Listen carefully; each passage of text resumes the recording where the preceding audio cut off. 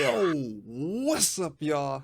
It's Zems, and welcome back to another reaction video. This is the Burning Sun scandal. You guys was blowing it up in the comment section. This was the next highest one I seen, and right after this one, it was the Death Mall. So she originally titled the video, "K-pop stars opened a nightclub to drug and sell women to overseas investors." With a title like that, I can only imagine you guys are going to see or hear some things that may be offensive. So with that being said, viewer discretion is advised. Also, remember this channel is a safe space, so if you feel the need to comment on something, or if you don't understand something, feel free to use the comment section down below. I will not judge you, and I'm pretty sure the other subscribers will not judge you. We're here to help each other, so do not make a problem down in the comment section, and if it does, then we will just handle it accordingly. Also, if I say something that may sound insensitive, or if it may sound like I'm blaming somebody, just know I have the best intentions, and that's not what I mean, or that's not what it was supposed to come out as. So if I say something and you need clarification, feel free to let me know down in the comment section before you attack me.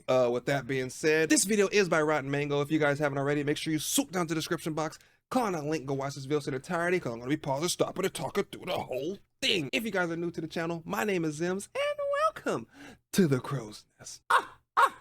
Also, thank you guys so much for the 8,000 subscribers. I'm super hyped, super excited. I can't believe you guys did it, man. I really hope you guys are here to stick around and continue to help the family grow and watch the Crow's Nest grow, and hopefully the channel continues to go in the right direction. But for now, let's get it. A woman walks into the police station to report that her ex-boyfriend had taken explicit photos of her without her consent. She wants to file a formal police report. The ex-boyfriend then gets called into the police station, where he says he's more than willing to do anything that he possibly can to show that he is innocent of what he is being accused of. But the problem is, it's broken. The police are like, "What do you mean it's broken?" What's broken? His phone was conveniently broken. But the police, they're thinking, we can't just tuck away the case and call it a good day. We're going to have the man send his phone in to a data forensics company, the same one that recovered all the data from this Hayward Ferry victims' phones, and have an IT specialist look at it to see if they can recover any data. So an IT specialist takes it in, and for his privacy, we will refer to him as Park. Park gets assigned this man's phone, and he's trying to work on recovering any and all the data from the device, and he's really good at his job. He recovers almost everything. Over 200,000 text messages, group chats. 200,000 text messages? Yeah, 200,000 That's individual text messages. Wow, okay. Videos, photos, I mean, anything that could be recovered, he's recovered it. But suddenly, the police call the IT guy and tells him, "We don't need your services anymore. I mean, you can just stop what you're doing and give the phone back to the man who brought it to you." They explain very briefly, the girlfriend has since dropped the criminal case. She's retracted her statements and said that she lashed out at her ex out of anger and that there were no photos. Your typical threat, right? All of a sudden, "Oh, I was lashing out. I didn't mean what I said. You know, I was just kidding around." She's scared. Obviously, any person would know that. You don't just come out and make a huge claim like that and then go into hiding like, "Oh, I was mad or I was angry." You know, it didn't happen. And if it's regarding human trafficking, you best believe there's a lot of big dogs up in there. And if it's involving K-pop stars, I'm pretty sure there's different countries and stuff tied into this. They probably threatened her. They probably threatened her family to retract her statement, and that's what she did. And the sucky part is, although the tech guy was hired, no matter what evidence he found, it cannot be used because the girl retracted her statement. So if they were to take it to court, then the evidence would be suppressed because they wouldn't have no witness. So it's just like starting off bad already. So the investigation is over. Wait, so did the police look at the text messages? No, they didn't look at anything. You can't. They're like, just turn it in. We don't even want to look at it. We don't even want to bother ourselves with this. But for the tech employee, Park, it felt like the investigation was just getting started. While he had been retrieving all the lost data from the man's phone, he couldn't help but peek. You know, I mean, could you really call it peeking? He has to verify that the data is being recovered, and how can you do that without even glancing at said data? And what he saw were images of women unconscious, naked, videos of unconscious women being essayed, women being drugged and abused.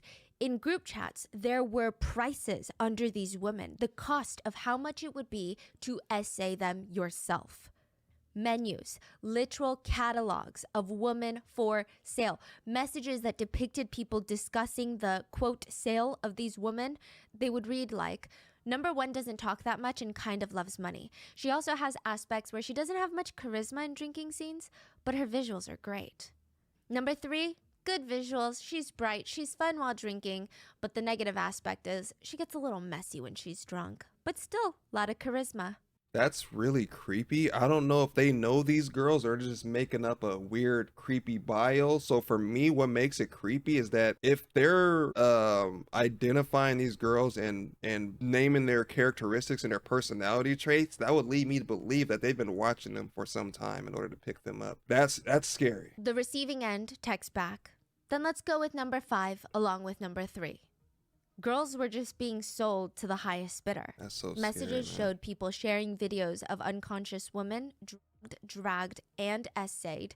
The receiving parties of these messages, they reacted to the videos as if they were watching a funny TikTok, something entertaining, not a literal crime. They would text things like, I fed her sleeping pills and assaulted her in the back, then in the front, then in the back again, and then I finished. People were responding, ha ha ha ha ha. That's some dark web Redacted, stuff. insert person's name, ate him.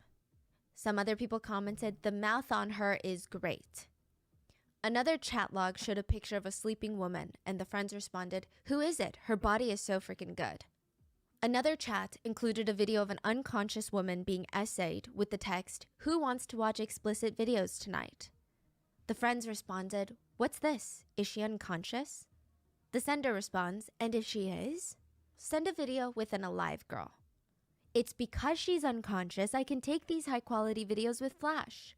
Someone else in the group chat responds, you her, hee hee. In another text they write, she doesn't even remember who she did it with, implying that the drugs they fed the victim altered her memory. But someone else responds into the chat, no, she's just an R word. As Park is reading some of these messages and glimpsing at some of these pictures, he is realizing that there are literal crimes being committed in these group chats. Women are being drugged and essayed. He needs to alert the authorities about it. This feels like a shady crime syndicate out there running some sort of brothel out of their basement. He opens the group chat in full to see what other crimes they had committed, and he was shocked to see that he recognized every single contact name in there. The phone belonged to a famous Korean idol by the name of Chung Chun-young, or JJY. He was the lead of a band called JJY Band. Another idol from FT Island named Choi Jong-hoon, Lee Jung-hyun, lead vocalist and guitarist of CN Blue, and the biggest name of all was Lee Seung-lee from the global group Big Bang. And these messages, they revealed a complex trafficking ring operated by some of the biggest names in the Korean entertainment industry. The chat logs were between some of the most well-known, beloved celebrities in the industry, the wholesome kind of idols, like the ones that girls would look at and show their boyfriends and say, he would never do this. Yeah, that's why I said, like in the last video, I do not worship celebrities or any people that are in the mainstream, because you do not know. You see all the things that's going around right now. It was Diddy, and then it was R. Kelly, and then it was Bill Cosby. Who knows? I don't know, but I know it's a lot of shady stuff that's going on. You see the videos all the time of people saying Hollywood is dirty, Hollywood this and that, and if you don't do this, or if you don't sign a contract, or if you don't sacrifice, or if you don't make any SA sacrifices and stuff of that nature, you're not going to make it big, or they fall off, or if you don't fall in line with them, they start making you seem like you're crazy and making everybody turn against you and stuff like that. Like, I honestly believe this stuff is real. Human trafficking is $1 billion. It's like $1 billion. I don't know what's the word to say it, because it's not a positive way to say it, but they bring in billions of dollars yearly, selling men and women to overseas, into in states, like all the stuff that's going on right now behind the scenes. They're making billions and billions of dollars, right? And that's pretty much the whole conspiracy as well, if you guys want to dig deeper into it, although it's kind of like off topic, where Family Guy made a joke back then where they were like, episode about cancer, and they were like, of course there's a cure for cancer, but why cure cancer when we make more money, running tests on people and it's having them come over and over again? I don't know. Some of these shows and cartoons and stuff be showing like subliminals. They be like, oh, I'm just playing. Yeah, okay. I wouldn't put it past anybody. Like I said, you never know. Like some of these people that be worshiping, you just don't know, man. You never know. That's why I tell you guys, remember, celebrities are human beings, and you don't know who they are behind the mask. That's the best way I could put it. In another group chat, the idols joke about how 5 of them gang essayed a woman the night before a fan sign event. There was another shocking video of a woman being dragged out of a club owned by Lee Seung-lee by her Oh hair my by God. a man who is about to do God knows what to her. Did you and see she's that? trying to desperately get the club employees' attention by smacking down their laptop screens as she's getting dragged out by her hair. Employees don't even look. They act like nothing is happening. What the? The video was spread through the group chat. And so was another one. Well, it's a text message. And this is the reason why the employee of the data forensic company could never go to the police with these messages. A text read, "I saw the messages between the Hyung and the police chief. They found out who snitched. Even high up police commissioners were exposed to be VIP clients of this trafficking ring. Park had just uncovered a trafficking ring run by celebrities, police officials, and there was nobody that could help him. There was nobody that could save the victims because everyone at the top was in on it. dirty. But Park would secretly make a copy of every single text message. And 3 years later, it would be released onto the internet, exposing one of the most shocking Korean cases to date, the Burning Sun case. This case took place in Korea around 2018, but it's back in the news cycle for a lot of K-netizens because of a new picture that was posted to Instagram. Well, two pictures. We'll call them Picture A and Picture B. If you're listening to the audio version of this podcast, I'm going to describe both pictures to you. Picture A shows a beautiful private swimming pool from a resort in Bali. It seems like one of those villas that you can rent, and someone took a picture of the private pool in the back. The water in the pool is turquoise blue. There's beautiful palm trees, banana leaf trees surrounding the pool. There's this beige cushioned lounge chair next to the pool that you can lay down in and sit in the sun. It's beautiful. It looks expensive, which makes it a very typical picture to post on Instagram. Picture B is almost an exact copy of Picture A. But it's not a repost. It's not like someone stole Picture A and pretended, I'm in Bali too. It's a completely new photo. It shows more of the villa than the pool from Picture A, but you can tell it's the same exact place. Two pictures in the same villa in Bali.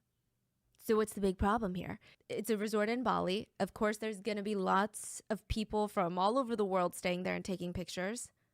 Picture A was posted by Girl A, since they want to remain anonymous in the news. Picture B was posted by Girl B. The problem here was they ran in the same circles where it was discovered that they were both dating the same man.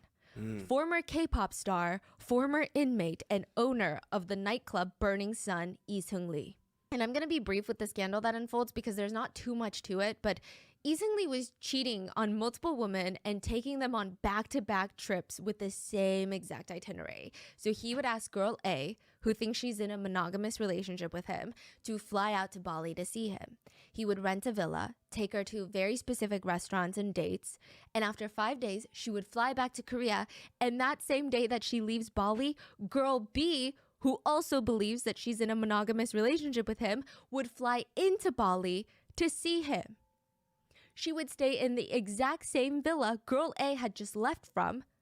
I mean, it's likely that Girl A's perfume scent is still in the villa at this point, and he would take Girl B on this same exact dates that he had just taken Girl A.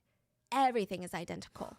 He had planned the exact same trip for both girls, took them to the same restaurants, the same beaches, the same hotels, the same cafes. He didn't even wait 48 hours before both trips. It was back to back. Girl A flies into Bali. Girl A flies out of Bali. Girl B flies into Bali. Girl B flies out of Bali.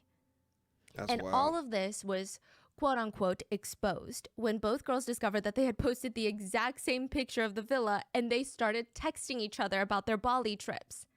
The story was sold to Dispatch, and some netizens commented on the scandal. I hope the girls don't think that it's just girl A through B. Seung-lee probably has women A through Z. A lot of these like football players, basketball players, soccer players, a lot of them end up getting caught cheating because so many men and women out there look good and people want to see what that's like because at a point in time, you weren't getting that attention, right? Like for me, for example, let's just say right now I'm a nobody and then tomorrow I wake up with 2 billion subscribers or something like that. And now all the girls that didn't pay me no attention all of a sudden want to get to know me. You get what I mean? A lot of times what ends up happening is we don't know what to do with it. It's just like so much stuff is coming at us at once. It's like, do I do it? Do I not do it? And then people end up doing it, right? And us as human beings, I don't know if it's a rumor or not, but supposedly as well, at the Olympics, a lot of the athletes engage in intercourse because, again, you have some of the most fittest, beautiful people in the world all in one spot, and then they just go at each other. Because I just feel like it's normal human nature to how do you say it, to be interested in somebody that's absolutely beautiful. But I feel like when it comes to dating, I feel like once you promise your partner something, I feel like you should abide by it, you should stick to it. I've never think that cheating is okay. I'd rather somebody be straight up honest with me and then to let me be led on for hours and days and months and only to find out that you were going behind my back and betraying me the whole entire time. So everybody's different, man. Some people are extremely faithful and then others are not. Yeah, that's expected with dating a celebrity at the end of the day. That was the whole point I was getting to. Once you dating a celebrity, the chances to find somebody that's super loyal is there, but 9 times out of 10, you're probably going to get cheated on because money, men and women, all these people are surrounding them. It's a lot to take in at one time. I thought he was in jail. That's what a lot of people were also saying. Like, what's going on? Why are we writing these random cheating articles about a literal criminal? So is he in jail or no? He's free. He's free? He's Was out he of in jail. He was in jail Oh, he's already out. He was only in there for 1.5 years. 1.5. And now he's back to dating. Yes. What's up with these jail sentences? Back to, being involved with women. A lot of the comments had the same reaction as you. I mean, they were just shocked. They were shocked that he was in the news. They were shocked that he was out of prison. They were shocked that girls would even go out with him, that they would travel all the way to Bali to be with him in the first place when his club, Burning Sun, was exposed for basically having a trafficking ring operating during club hours. It's crazy. Yeah, insane. how is he only a year and a half? That's insane. For the level of crime he committed. Man. A lot of people actually speculate that this is Hung Lee trying to get back into the industry. It sounds counterproductive because why would a cheating scandal be good for him? But to have these mini scandals that sound like celebrity scandals are probably better than having Burning Sun as the last scandal. Mm-hmm. And God forbid he's trying to make a comeback. Like, I'm not even sure how that's possible. But just in case that's his end goal, let us all refresh our memories of the case of the Burning Sun, what was later dubbed the VIP company. A young woman named Min Jung woke up in a bed, and her eyes still felt really out of focus. That's how she describes this whole feeling, is her eyes feel out of focus. She tries turning her head to see where she is, and she doesn't recognize the room that she's in. She doesn't even remember how she got into this room to begin with. In fact, she doesn't remember much or really anything at all for the past few hours. She keeps blinking and trying to reach for any memory of even the last hour. There's literally nothing in there. And then a man walks into the room. She remembers him. But before she can act, he's on the bed, holding her down, strangling her. She's kicking, biting him, trying to push him off of her, but he's way too strong. He's simultaneously strangling her with one hand and using the other hand to cover her mouth. He's using his body weight to push down on her body. She felt like she was gonna die. Every time she tried to get up, he pushed her harder down into the bed. Her neck is bent against the headboard at a dangerous, painful angle. And she would later say, I felt like I was gonna die. She could not get this man off of her. He would proceed to rip off her clothes and essay her. Each time he pushed her, she could feel her neck bending more and more against the headboard. She said she felt like her neck was gonna snap. After this brutal assault, she grabs the mini trash can by the bed and she throws up everything that she has in her system. The throw up was this dark brown color. It was blood. She said at this point she really, really, really felt like she was going to die. Because earlier the focus had been trying to get him off of her. But now that he's off of her, she doesn't really know what his plans are. Minjung likely ran through all of the options in her mind. She clearly could not fight him off physically. So she said she got on her knees on the carpeted floor and begged for her life. She was trying to appeal to any sort of humanity or even empathy, if he had any really. She cried that she just wanted to go home. She would never go to the police about this. Oh my God, she just wanted to see her mom. That's all. She just wanted to see her mom. She finally looks up at the man, this kidnapper, this rapist, and he just starts laughing. He's giggling at her begging for her life. And he responds, if you take a selfie with me, I'll let you go home. What? What? Like evidence? He takes out his phone, turns on the front camera, grabs Minjung, and basically forces her to sit on him. Okay, now smile. Minjung doesn't really know what to make of this. Is he playing a game right now? Like, why would he want to take a picture with her? Was he really going to let her go? I think he's about to let her go, but what he's doing is he's about to take that picture and be like, oh, it was all consensual. See, she was happy. We were smiling. She's just drunk and she's acting out of character. That's just my guess, man. And the fact that he was lasting is just that whole thing about a lot of like serial killers and like sick individuals that do things like this. They feed off of the whole, I'm in control. I'm powerful. I can do whatever I want to you, and you're not able to do anything about it. They feed off of that. So the whole begging thing, that just turned him on more, and it's creepy, it's nasty, it's scary. And I really hope that she got away. I think she did, because she's talking to her, she's talking about her as if she was the one that told the story later on. And I'm guaranteeing he's going to try to use that photo to either one, try to get her into the trafficking thing, or he's going to use that photo just in case she does decide to go to the police and report her SA. He's going to be like, no, it was all consensual. See here, look, we took a picture together. Why would she take a picture with someone that SA'd her? You get what I mean? So he's going to try to make it seem like she's crying wolf and that the whole encounter and the whole thing was consensual. And then when they go to check her blood, if it's not already out her system, he could also say that, oh, she was taking drugs and stuff like that. This is a drug. She's hallucinating and stuff like that. So it can make her look like she was the problem, although he was the one that did the crime. So that's what it's looking like, but I could be wrong. She said that she squeezed out a small smile and the man kept his promise. He threw her clothes at her face and pushed her out of the room. She booked it. She didn't even wait to put on her clothes. She just ran down the hallway of this hotel building, out the main door, into the middle of winter in South Korea, middle of the night, pitch black. It's snowing. She's half barefoot, but she doesn't feel any of that. She's running towards the main road with her shoes and her pants in her hand, and this other hand is stretched out trying to flag down the closest taxi. She wants to get out of here and as far away from that man as possible, because who knows, what if he comes back? What if he changes his mind? Yeah. Thankfully, a taxi stops and she gets in. Frantically, she gives her address, and when she sees the hotel disappear from sight, the fight or flight that had kicked in, it probably finally calmed down, because she looks down and realizes she's still naked from the waist down. And there was a taxi driver looking at her in the rearview mirror. I mean, of course, we don't know why this man was looking at her. It could be that she's naked from the waist down and he's like, why is she naked? Yeah. We don't know if he had any sinister intentions. I don't think so. But she put her clothes over her lap, trying to draw the least amount of attention on herself from the taxi driver. She tries to take inventory of everything she has. She notices she doesn't have her phone, credit card, or her winter jacket. I mean, it's bad, but what's worse is that she's missing hours in her memory. She has no idea how she got to that hotel with the man that she was there with.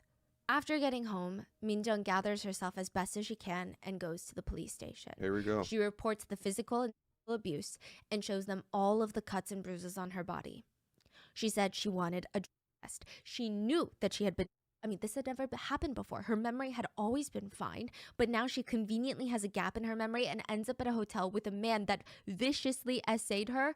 No, this isn't right. She demands a drug test, and she knows that this is not only going to prove that he essayed her, but he drugged her in order to do it. This was going to convict him. It was going to get her justice, put that sick man behind bars so that he could never do it again. Assaulting women, making them beg for their lives before throwing them out onto the street. It was despicable. She's going to make sure that he gets put away for a long time. The drug test comes back. There are no drugs in her system. She threw it up. That doesn't make any sense. And I'm sure she could tell that the police were looking at her like she had lost her mind. She said the police started treating her like she was a liar, like she was a criminal, as if she's just making up lies to get back at a man that she slept with.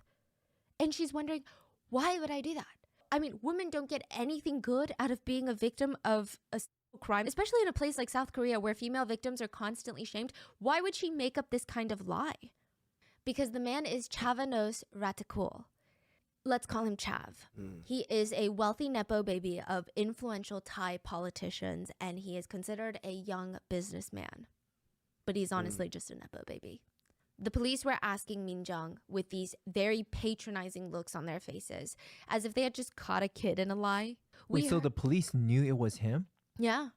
What? She was like, I know this man. Let me give you the name of this man. I remember this man. They're like, are you sure it was really? I mean, we heard from witnesses that saw you guys at a club together and said that you guys were very close. And he is from a wealthy family. Are you sure that you weren't just interested in him? I And told you. maybe you went back to the hotel with him, did something that you're not very proud of. Minjung felt like the police aren't even doing a thorough investigation. They just saw negative test, rich man being accused of rape. Must be some sort of gold digging scheme to get money out of the guy. Minjung is like, yeah, no, that doesn't make any sense. Do you have CCTV footage of the hotel reception? Because in the hotel lobby, I can assure you, I did not walk in there willingly. Technically, even if she did willingly walk into the hotel with this man, I don't think that means she wasn't assaulted. I just want to put that disclaimer out there. But she's trying to prove something, anything to the police so that they take her seriously.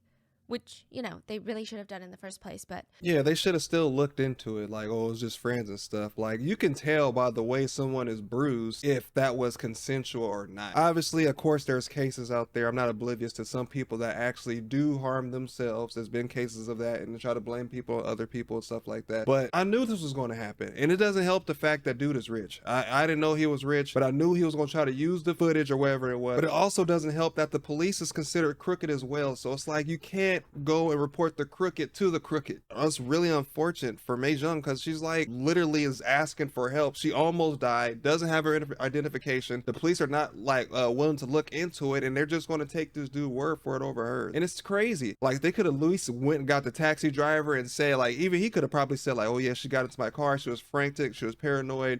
You know, she came like half nude, half naked. She was out of it. She looked like she has been like beaten or drugged or something like that, but they didn't say anything. Like I knew they were going to try to make her the victim. I knew it. And that's why I said it. Cause I was like, that was a weird request. Like take a picture with me and we'll be fine. He sent that over to somebody else sent that over. And then the circle of the criminals is so big to the point that he can have all his bases covered. He's going to have witnesses on top of witnesses because everybody's in on it. It's like those movies to where you're like, oh, this is the person. And then you go and try to tell the police and the police is in on it. And then you go try to tell one of the politicians are in on it. Some of the teachers are in on it. It's like everybody, you don't know who to go to. You don't know if the next person you talk to is working alongside that person or if they know that person or even if they're in the group chat, you don't know. And this is what makes this whole concept scary because I would fear that she would feel like she's about to have some type of retaliation come her way because they're going to notify him that she tried to accuse him, not accuse, but tell the truth about what happened, and they're not going to like it, just like the girl in the beginning video where she retracted her statement. Regardless, they pull the CCTV footage and Minjung is floored. It doesn't make any sense. She sees herself walking into the hotel with the man willingly. He's not dragging her. She doesn't even appear to be dragged. She's walking normally, stable. She's walking at a leisurely pace. If anything, she's almost leading the man. She's walking in front of the guy. She's having an animated conversation with him. She's seen on CCTV camera of the hotel lobby smiling at the man. How is this possible? Right. Chav is Thai, but since he's the son of influential politicians, he's a celebrity back at home. The allegations followed him all the way from South Korea to Thailand. He did some news interviews where he completely denied it all. I mean, as expected. But he even reported feeling sad. Yeah, he said, I feel very unlucky to have been swept into a case like this. I'm innocent, and I feel that this is all very unfair. And as a way of proving his innocence, the news channels played the CCTV footage of the two of them walking into the hotel. He said, when I was going into the hotel, she followed me. She was 100% conscious. The CCTV shows it all. I didn't use any force or put her over my shoulder or carry her in. บอกว่ามันไม่ได้มีคดีว่าเราไม่ได้บริสุทธิ์นะแล้วก็เขาก็เตือนว่าคุณเนี่ยต้องระวังเรื่องนี้เขาก็หวังดี Minjung felt like she was going crazy. She was being framed as this liar, accuser, manipulator, gold digger. I mean, they used a lot of eloquent words in the media news outlets, but they basically said she found out that he was rich, seduced him, took a picture with him because she was having fun, and now she's turned around and cried rape because she wants his money. So the photo was released. Yeah. Yeah, And that's that became exactly like why. something that, oh wow. Chav is like, look, we had a good time. She's smiling. Does that look like someone who's fearing for her life? Wow. Sick. Minjung knew that she would never in a million years lie about something like this. And you know what? There was something odd about the CCTV footage. Sure, at first it seems like she's happy to be there, but she has zero memory of it. And second of all, it's -8 degrees outside in South Korea. Where is her jacket? She remembers wearing a puffer jacket that night, but she's not wearing it in the hotel footage. So what is she wearing? Like thin, light sweater. Okay, like what you're wearing. like Yes. a sweater. Okay. It's just very strange. She's an adult. No one just leaves their jacket out of even if you feel hot, you carry your jacket. Yeah. Where is her jacket? It just isn't something that she would do. And if those of you that don't know, -8 degree weather is no joke. I was in -degree weather when I was in Missouri for Army training. And let me tell you, until you felt wind that feels like it's burning your skin, or it gets to the point to where everything you touch hurts, nothing to play with. I found out winter was winter when I left California. I used to be in California like, oh yes, winter over here, I love it. That is not winter. I can 100% say with 100% certainty, California winter is not winter, and winter hurts. I'm not a big fan of winter anymore. I used to be, but not anymore. So she keeps trying to piece together the events of that night, and it feels like there are just holes in her memory, as if someone had taken a scalpel and carved out a section of her memory, clean precision. She does remember, though, hours long before the hotel, she was getting dressed up to go with her friends to the Burning Sun Club. None of them were really club goers like that, but they just wanted to see what the hype was about, and it really did live up to its reputation. They walk in and the club is packed, everybody's letting loose, enjoying themselves. It wasn't one of those like stuffy, stuck-up environments where everybody is eyeing each other up and down. The music is good. I mean, it's loud, but it's very good. Everybody's dancing. It's a nice break from the work and the school. She remembered it was fun. She remembered her friends had all purchased a table. They sat down and she offers, hey, I'm going to go to the bar and get us all some drinks. At the bar, she felt this gentle tap on her shoulder. Turns around and it's a man. Now, to give you further context, the Burning Sun is kind of known to be a Wattpad club. Yeah, kind of, right? In the sense that there were some anecdotal reports that women would go to the Burning Sun, run into wealthy, young, attractive foreign businessmen, and start dating them. Which is just like an innocent, cute Wattpad dream. It kind of implied that most men at the Burning Sun are well-connected, high-powered, high-net-worth individuals that are also kind of attractive. So it's likely Minjung was like, oh my god, this is kind of funny. It's like my own little Wattpad moment, right? The man is tall, handsome, but more importantly, he was a gentleman. He kept a respectful distance, kept his eyes on her face, not her body, didn't even try to touch her waist, touch her arm while he laughs, none of that. No physical contact. He's kind, talkative, respectful. In this loud, busy club with people actually dancing on each other, this tall, handsome guy is asking her about her pets and hobbies. He's very nice. She even joined him in his VIP room later to talk about all these mundane things, and it was kind of cute and wholesome. Minjung's having fun, but at the end of the day, she is still a girl at a club, and that is something that you never really forget. So when he offers her champagne and whiskey, she's like, oh, I don't really drink champagne, but I'll take some whiskey. She takes 3 shots of whiskey that night. I'm not a big drinker, so to me, I have no idea how much that is, but apparently it's not much at all. It's not. Especially if you know your limits. It's not a Which lot. Minjung did. She knew that 3 shots of whiskey would not even make her tipsy. Maybe on an empty stomach, but she ate dinner before she came. I mean, it was nothing. And she didn't even take the shots back to back. She's not slamming it down. She's careful. She spaces them out, drinking water in between. She even told the guy straight up, hey, I'm not really fond of being drunk, so I'm just going to take it easy tonight. He was so nice about it. He kept pouring her glasses of water and sliding it in front of her. Here, drink the water since you don't want to get drunk. It helps. She thanked him and they continued on with their conversation until she felt this out-of-body, almost a floating sensation. Mid-conversation, her eyes go fuzzy.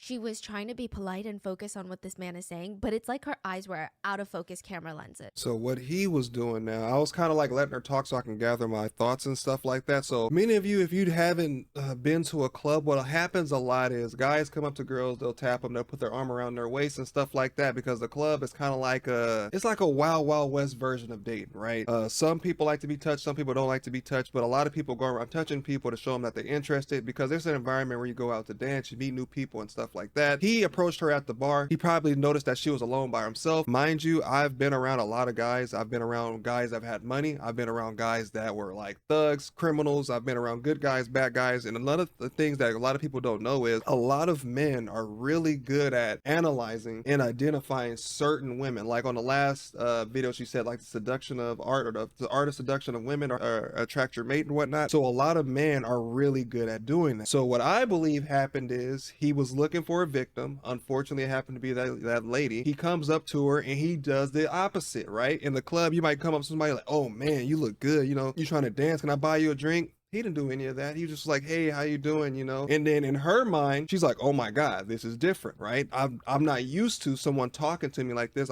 Someone's always trying to touch me. Someone's always trying to get close to me. Somebody's always trying to get something from me, my body, you know, my number, something like that. But he didn't ask for any of that. So right from the jump, in her mind, she's like, oh man, he's different, right? And I don't know, I want to speak for all women, but a lot of women, when you do things and they notice that you're different, it stands out more, right? Say if they went on a date with 20 guys and you're the first one to open a door, she's going to remember that. You're going to get a little bit more breathing room as far as connection wise, as far as maybe even seeing her again, or even get lucky enough to get a second date because they like things that are different. It's just human nature, right? We're always curious about why this person did this, but the rest of them did it. I want to know more. I want to see more, right? Humans are very curious creatures. And that's what I believe made her open up, because he was deemed as not a threat, right? So once she agreed, you know, and she felt like he was sitting there talking to her, once he figured out he was sitting there talking to her about stuff that nobody talks about in the club. No one goes to the club like, oh, how many pets do you have? That's not a conversation you would have in a club. So that stood out to her. So once he kind of started to figure out like, okay, she's eating up.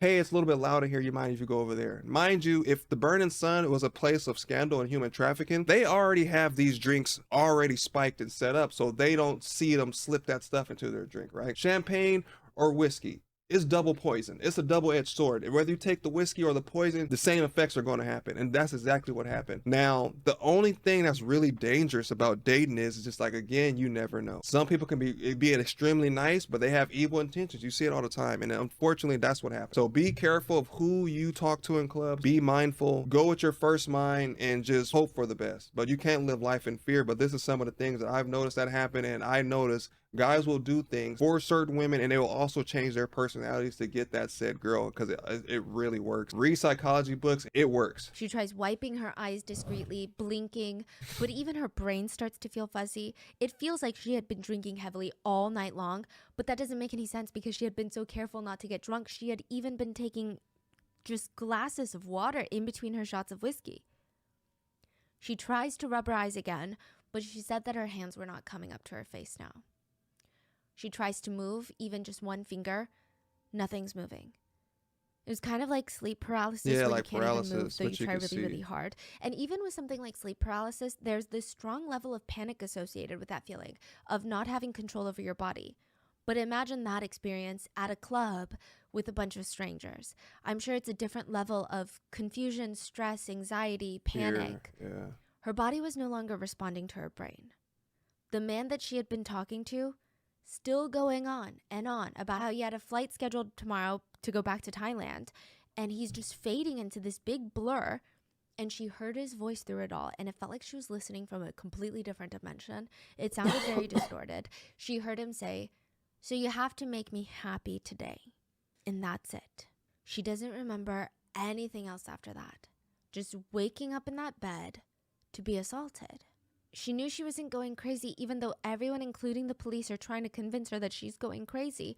She's thinking, I must have been f***ed. And she had a sneaking suspicion that something was in the water at Burning Sun. And water is a big business at Burning Sun. The employees of Burning Sun are incentivized to bring VIPs water, to procure good water and protect the VIP's water and deliver good water to the VIP tables and rooms. If the employees were capable of doing that, some of them would make close to $8,000 in a single night from tips from VIPs. Wow. All from the big shot foreign VIP clients that are really, really happy about water. $8,000? The employees of the club would work together as a team to make sure VIP customers got their water. They would even have group chats in real time while they're working about how things were going, how the VIPs were looking for water, how they are enjoying their water, who needs more water. They would text things like, the VIP in the room is looking for good water tonight. Okay, I'm looking for good water. Hurry, he's pestering me for water. He's very thirsty. He said it doesn't even need to be good water anymore. Just someone get him some water. His fellow coworker responds, I'll get him a side dish then. A little confusing. In another chat, an employee texts the other employees, someone is approaching the water I secured for a VIP. Bouncer, hurry up and go protect my water. He gets a response from the bouncer. On it. The bouncer pushes through the crowd towards the bar, scanning the area. He spots the water that the employee is talking about. A man is with the water. So he approaches this man, tells him to get lost, and he's standing there awkwardly with the water. But it's not what you imagine. It's not a cup of water. It's not a bottle of water. It's a woman. She's very pretty. She would make the VIPs very happy. Employees at the Burning Sun had their own vocabulary when they were working. When they say water, they were never talking about real water. They were talking about women. Female club goers. That's what they call them. Not humans, not people, not women. Water. So in Korean, like 물. 물. Yeah. It's like a phrase that you would use. If you go outside and you see a ton of pretty people that day, you might say something along the lines of, wow, why is the water so fresh today? That's a way of saying, wow, everyone is so attractive today. Because the slang is, the water is fresh means the fish in the water is fresh and tasty. Water can refer to all genders when it's used in this phrase. Like when people say the water is fresh, it's not just referring to women. It could mean, oh, the guys are attractive, like everybody's attractive. But at the Burning Sun, water refers to women. Good water refers to very pretty women. And averagely okay women are just side dishes. They are not the main course. The goal for the employees at the Burning Sun is to survey the women coming into the club, pick the prettiest ones that would please the VIPs, get them drunk, them before the VIPs get there so they can deliver them to the VIP. The goal would be, she is beautiful, she is beyond the point of consent, the VIP is happy. Because now the VIP doesn't have to waste his time getting her drunk so that he can essay her. He can just go ahead and do whatever he wants to her illegally. VIP is happy, the employees get a big tip. That is the ultimate goal of the employees at Burning Sun, and nothing makes them happier than watching the little essay of a young woman. They would text videos into their group chat of VIPs R-wording unconscious women. They would text things like, look at the VIP room right now, they're doing it. They would text back, wow, it's true. From Burning Sun to Hong Kong. To go to Hong Kong means reaching the height during intimate activities. So if a weird Korean guy asks if you want to go to Hong Kong tonight, he's not asking you to catch a flight with him for a spontaneous trip. He's asking you for something. And employees of the Burning Sun knew VIPs were more likely to tip them and come back if they were going to Hong Kong. But very few girls ever got drunk at a club to the point of not being aware of their surroundings or passing out. Or at least you don't do that without having friends that you can trust to not let you out of their sight. I feel like most girls know how dangerous that is. So it's up to the employees to get girls into that state quickly and discreetly. Their solution was date. I may be overthinking it, or maybe I'm just thinking too much. I wonder if the Burning Sun was created intentionally for this, because my thing is, when you're in the Burning Sun, like, right, the first thing I think of when I think of Burning Sun, I'm thinking of somewhere that's extremely hot, like the desert, and the one thing that you need to survive is water. And then coincidentally, the women is replacing the aspect of water, which will cure their dehydration, or in other words, their thirst for that means of survival. Do you get what I mean? I hope it's not sounding like super corny, but it makes sense to me, right? But maybe I'm just thinking outside the box, or maybe Stephanie's going to mention it at some point in time, but maybe that's what the whole concept was, right? The women are the water source. They are what's going to provide us with survival, you know, because they're dehydrated, they're thirsty, and they're in desperate need of young, beautiful women to support their business or their criminal activities. They, employees, sometimes even bartenders, would date their own female customers, which, you know, a few things about this are so terrifying. How easy it is to spike someone's drink, terrifying. But also, I imagine if I went to a club, I might be cautious of strange men around me, but I don't think I would ever be really cautious that the bartender would spike my drink, right, or that the employees would. Especially Burning Sun, one of the most like famous club high-end. Most high-end club, like Yeah. what? The employees would date their own female customers to serve them on a silver platter for higher-paying male VIP customers who came to essay the female customers. They women, essayed them, took pictures and videos of the assaults, created a product catalog of the victims to see if other VIPs wanted to pay to essay these victims as well. That was the real business model of Burning Sun. They were, in theory, running a complicated trafficking ring, and they got away with it for a very long time. Not because they're flying under the radar and never getting called out on it. It's because they were being so blatant about it. There is a saying, I believe in German, and it's translated into English as, the devil was covering it with its own tail. And it's in reference to something being so out in the open, it's basically right under your nose. But you miss it because the devil has just barely hit it out of plain view. Like hiding in plain sight. That's what it means. The Burning Sun's reputation was the tail. And if anyone heard any strange, questionable stories coming out of the Burning Sun, first, they would question if the storytellers were even sober enough to remember the events correctly. And if the answer was yes, they would all just kind of shrug and say something along the lines of, that's just what happens at the Burning Sun. The club was owned by a well-known Korean celebrity and a bunch of investors. And the sentiment for a lot of Koreans at the time was, what else do you expect to happen at a place like the Burning Sun? It doesn't have a wholesome reputation. The club was co-founded by Lee Seung-lee, who is known as the Great Gatsby of South Korea.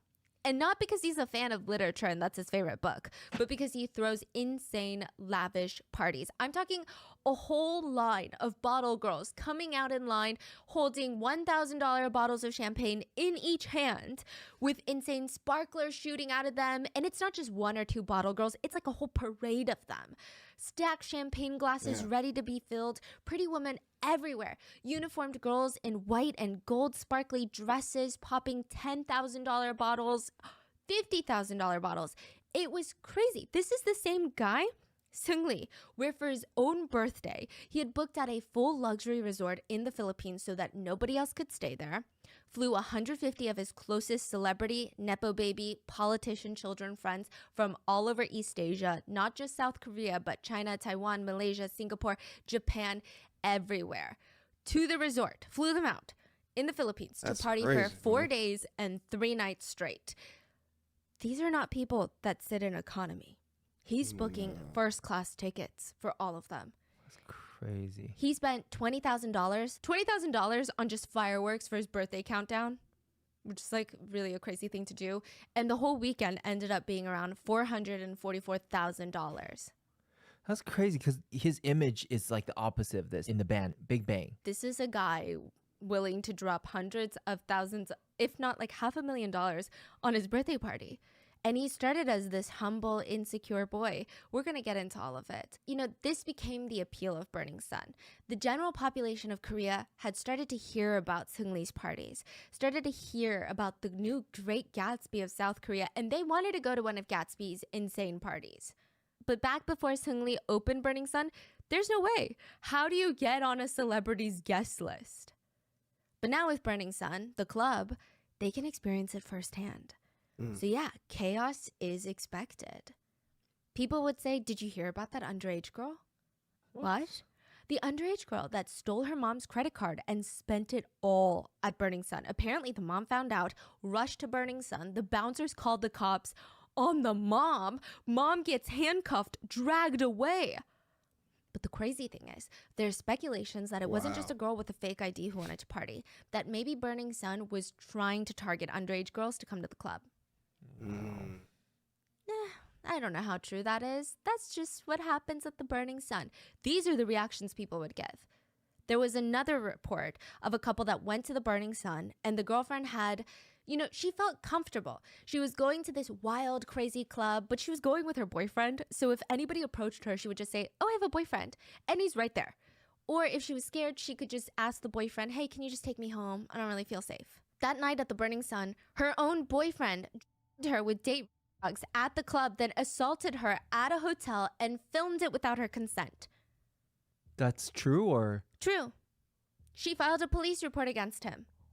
Wow. The boyfriend claimed My girlfriend consented to it all. We're dating. Of course she consented. She wanted it. Just because you're dating does not mean it gives you consent. Just because you're married, it does not give you consent.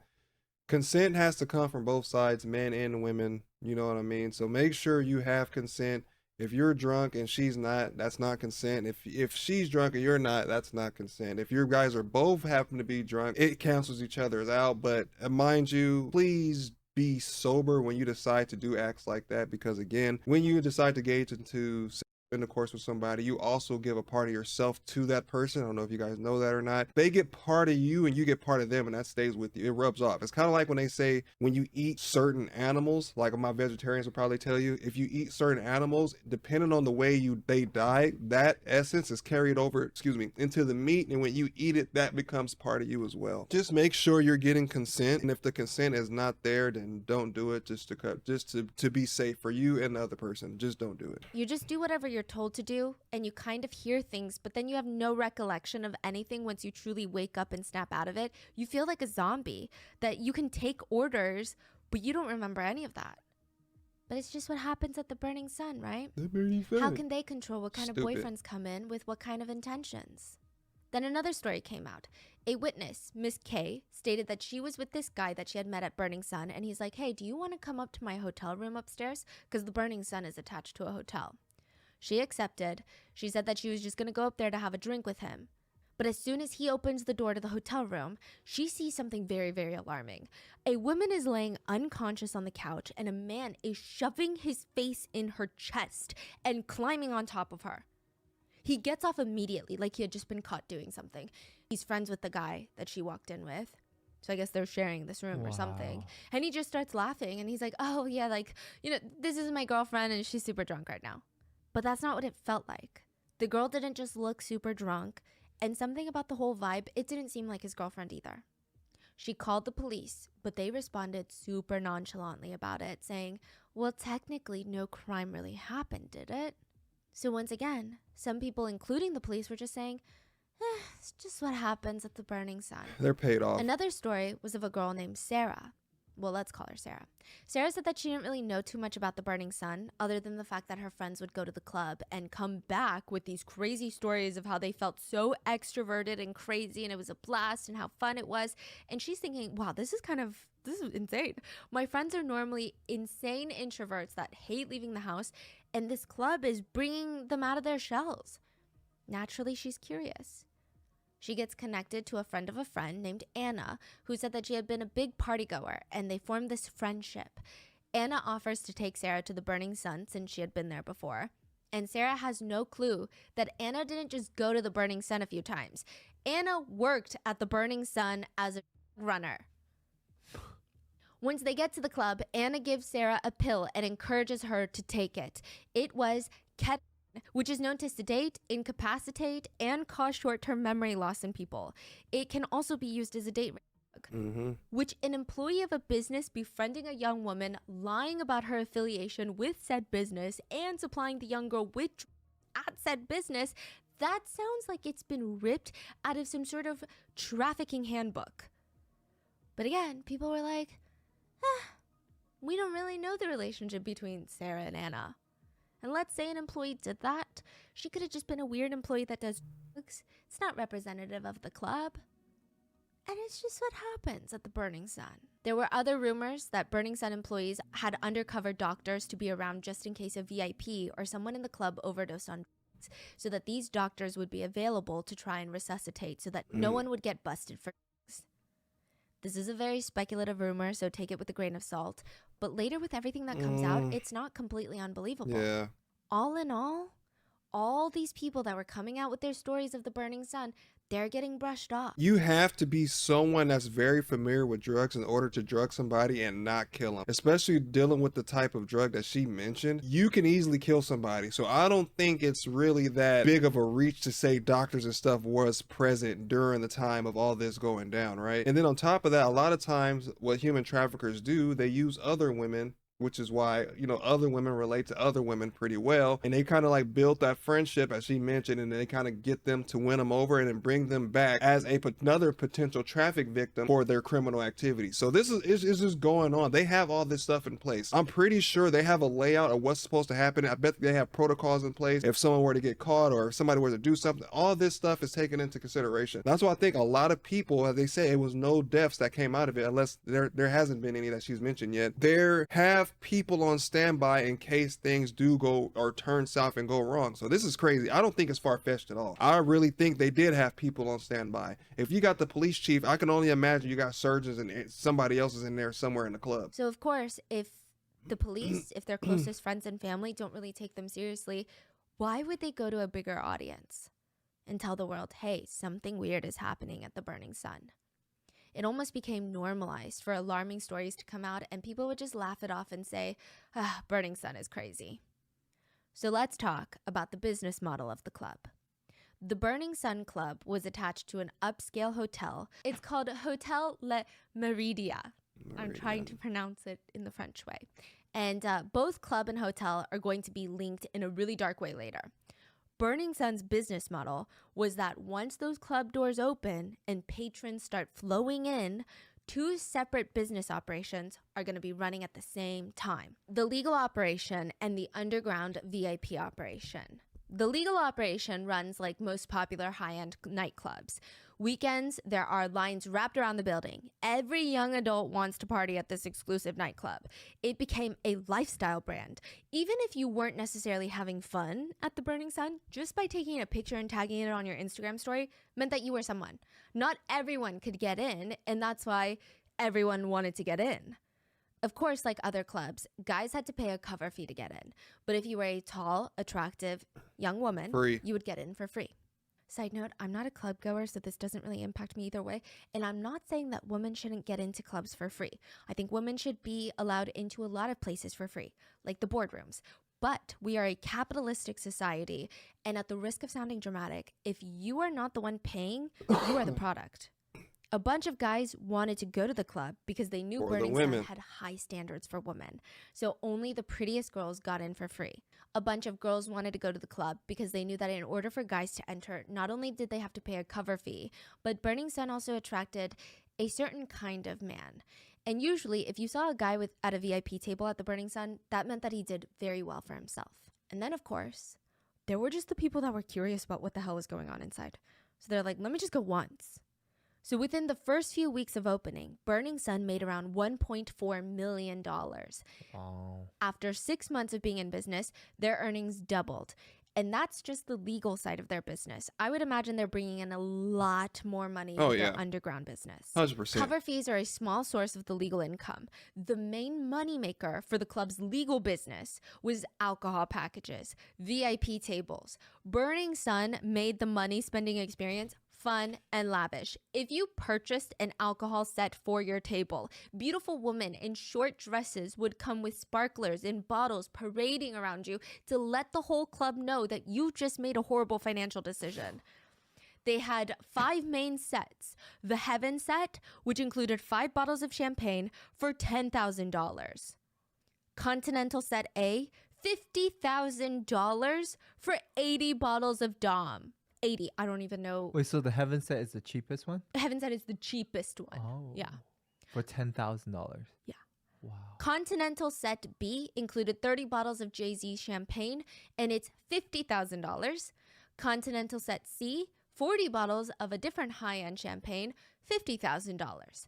And lastly, the most expensive set was called the Mansour set. Apparently, it was named after the vice president of the UAE, who is known in Korea as a world-class rich person. That's what they call him, literally, a world-class rich person. His net worth is $30 billion. Damn. So yeah, I would say so. He is a world-class rich person. He's part of the royal family. Oh, yes. I see, yeah. The set comprised of 22 bottles, and it was priced at $100,000. It's alleged that Seungri made up the Mansour set for fun, thinking nobody's going to spend $100,000. But people did. There was one Taiwanese businesswoman that would come in and blow $200,000 in one night. A businesswoman? Well, some sources report she's a businesswoman. I would say most sources report her to be the housewife of a businessman. Housewife. Yes. Okay. She would later become an investor in the club and Seung Lee's bottomless purse. Oh, side note about her, I don't know if she saw the future of the business, that's why she invested and spent so much time at the club, or if she just had a love for Big Bang. I kind of get the feeling that she's just obsessed with Big Bang. She would bring her luxury designer bags to be signed by Big Bang members. It just seemed like she was a super rich fan.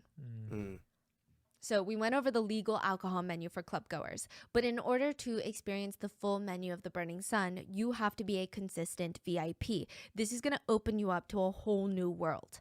When a VIP walks in through the door, first of all, they get a separate entrance. And if you spend around $10,000 a night, you get 2 guards to accompany you, and they are also kind of like your butlers. The employees in the club know when a VIP walks in, and they all cater to that person all night long, making sure that everything that they could possibly want under the sun, they've got it. VIPs want to do drugs, even though it's highly, highly illegal in South Korea, no problem. There's a VIP bathroom at the Burning Sun where allegedly could be taken orally, but also through the vein if that's what the VIP clients wanted. Full service. Side note, a lot of these employees would spend their time working as merchandisers. This is a very important position at the Burning Sun. So most merchandisers at like most establishments, they need to keep inventory of the alcohol, make sure the bartenders are giving top shelf alcohol for someone that orders it and keeping the house vodka to the house vodka orders. But there's another side of merchandisers working at the Burning Sun. And we're mainly going to be talking about them moving forward when I talk about merchandisers. They are there to provide all other products, quote, products, for the VIPs. The regular merchandisers take care of the alcohol, the food, the napkins, the crystal glasses for the whiskey. The VIP merchandisers are almost like personal shoppers, personal concierges, butlers for the night. And they usually try to plan ahead for the VIPs' needs over the weekend. On Thursday, every merchandiser from the Burning Sun sends out text messages. The regular merchandisers will send out the weekend specials to the regular clients about imported champagne that they just received that's on special, or a new claw-footed bathtub filled with ice and champagne, or a new party theme with cover fee being slashed in half, or a new DJ that's going to be featuring this weekend. The VIP merchandisers will send out similar text. This week's specials are almost like a restaurant's weekly specials, catch of the day at supermarkets. But instead of promoting cover fees being discounted or alcohol sets being on special, they were sending pictures and videos of women. All unconscious women. They were naked and had just been essayed by other employees or VIPs. The merchandisers believed that these women, these victims, could be victimized again. So it's just a matter of which one the VIPs wanted. Under each picture or video of a girl was a price. To drug and essay the girl. They're selling essay. They're not even selling, they're selling. So they're gonna what? Lure the girls back in. What? Wow. So they How? get their numbers usually the weekend before when they're and lure them back in. Oh. And just like how the alcohol specials changed every week, the girls changed every week.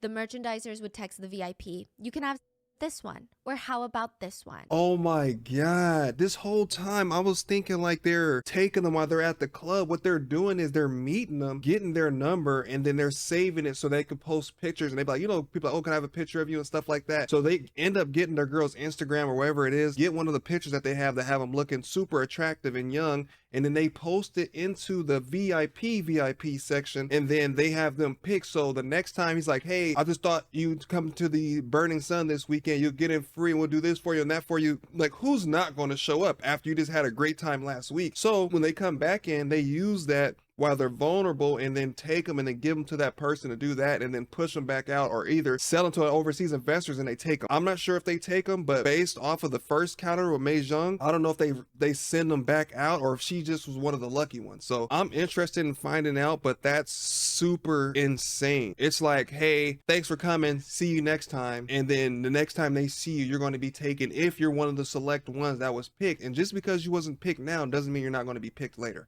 That's insane. It's so crazy because my whole mindset is as much clubbing I did, imagine this was happening around me and I wouldn't have known. I've never been inside the VIP section. Even if I was rich, I would never pay for the VIP section. We're all hearing the same music. We all popping the same bottles. The only difference is you're just in a blocked off section. I don't believe in VIP sections. I swear to you, I really don't. I just think VIP sections are stupid. Like I could still see you. What's VIP about it? I could literally see you and see everything you're doing. You're just in a roped off area. But anyway, that's a different story. But like just stuff like this, it gets to you and it just makes you not want to be a part of anything. You get what I mean? Man, these stories that you guys be picking for me be like outrageous. Like it's super awkward. It's creepy and it's sad what people have to go through these days. Like you can't be normal and pretty without somebody trying to take advantage of you. Or you can like this, a kind of playing like this.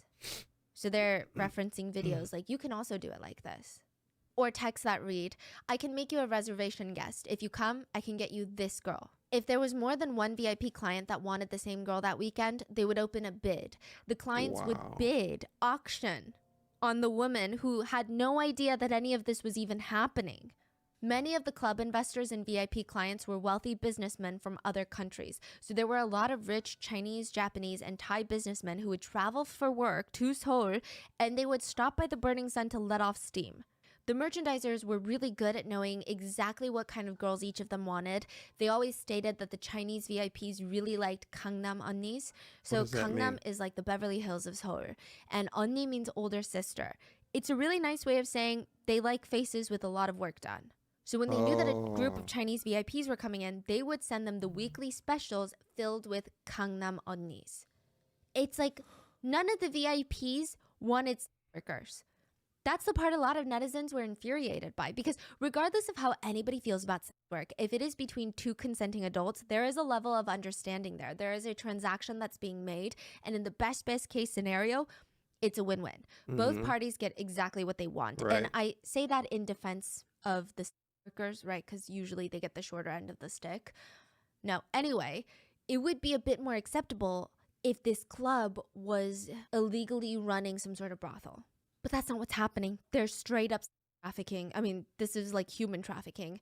None of the VIPs wanted sex workers. They wanted girl next door, truly did not know that she was getting and being filmed while being assaulted. They wanted victims. That's what they wanted. But let's say they didn't choose a girl through text ahead of time. They showed up without advance notice. The merchandisers would go out and pick out the girls that they felt best suited the VIP's types and bring them into the VIP room. So they just walk around on the floor. Yeah. And just any girl that had come to spend money at their establishment, a potential victim. Or the VIP would already have their eyes on a girl or two in the club, and they would just be brought in. They would request, I want that one and that one. The employees would go those girls and bring them in. And just to reiterate this point home, sorry if it feels redundant, but it is a huge part of this case. These women that they're picking to bring to the VIP rooms are not employees of the club, and they are not sex workers. And I don't say that to say employees or sex workers are not as important, but I'm saying if it was an employee or a sex worker, they would be there for work. Like, these women literally came as customers, have no idea that they're being chosen to be victimized. They're like Minjeong, just hanging out with friends. The assaults would either happen right in the VIP rooms or upstairs in one of the hotel rooms of the La Meridia. And the hotel also happens to be an investor in the club. So there is a question of how big and how well thought out this operation was from start to finish. Yeah, it's huge.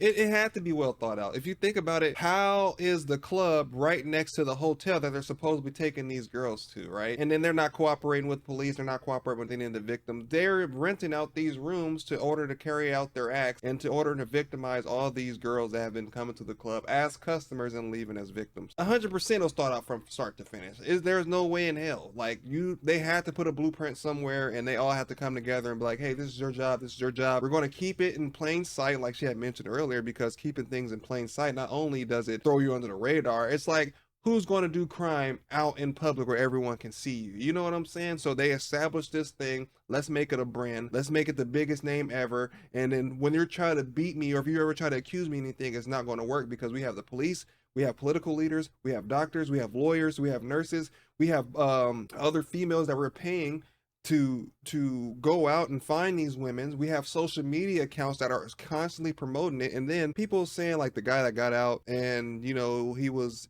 placed behind bars for the whole scandal thing, but now he's out now. But their whole saying is all publicity is good publicity, whether it's bad or good. If you're showing spotlight on that, people are going to want to see it. Why are people like that? Because again, human beings are very curious about everything.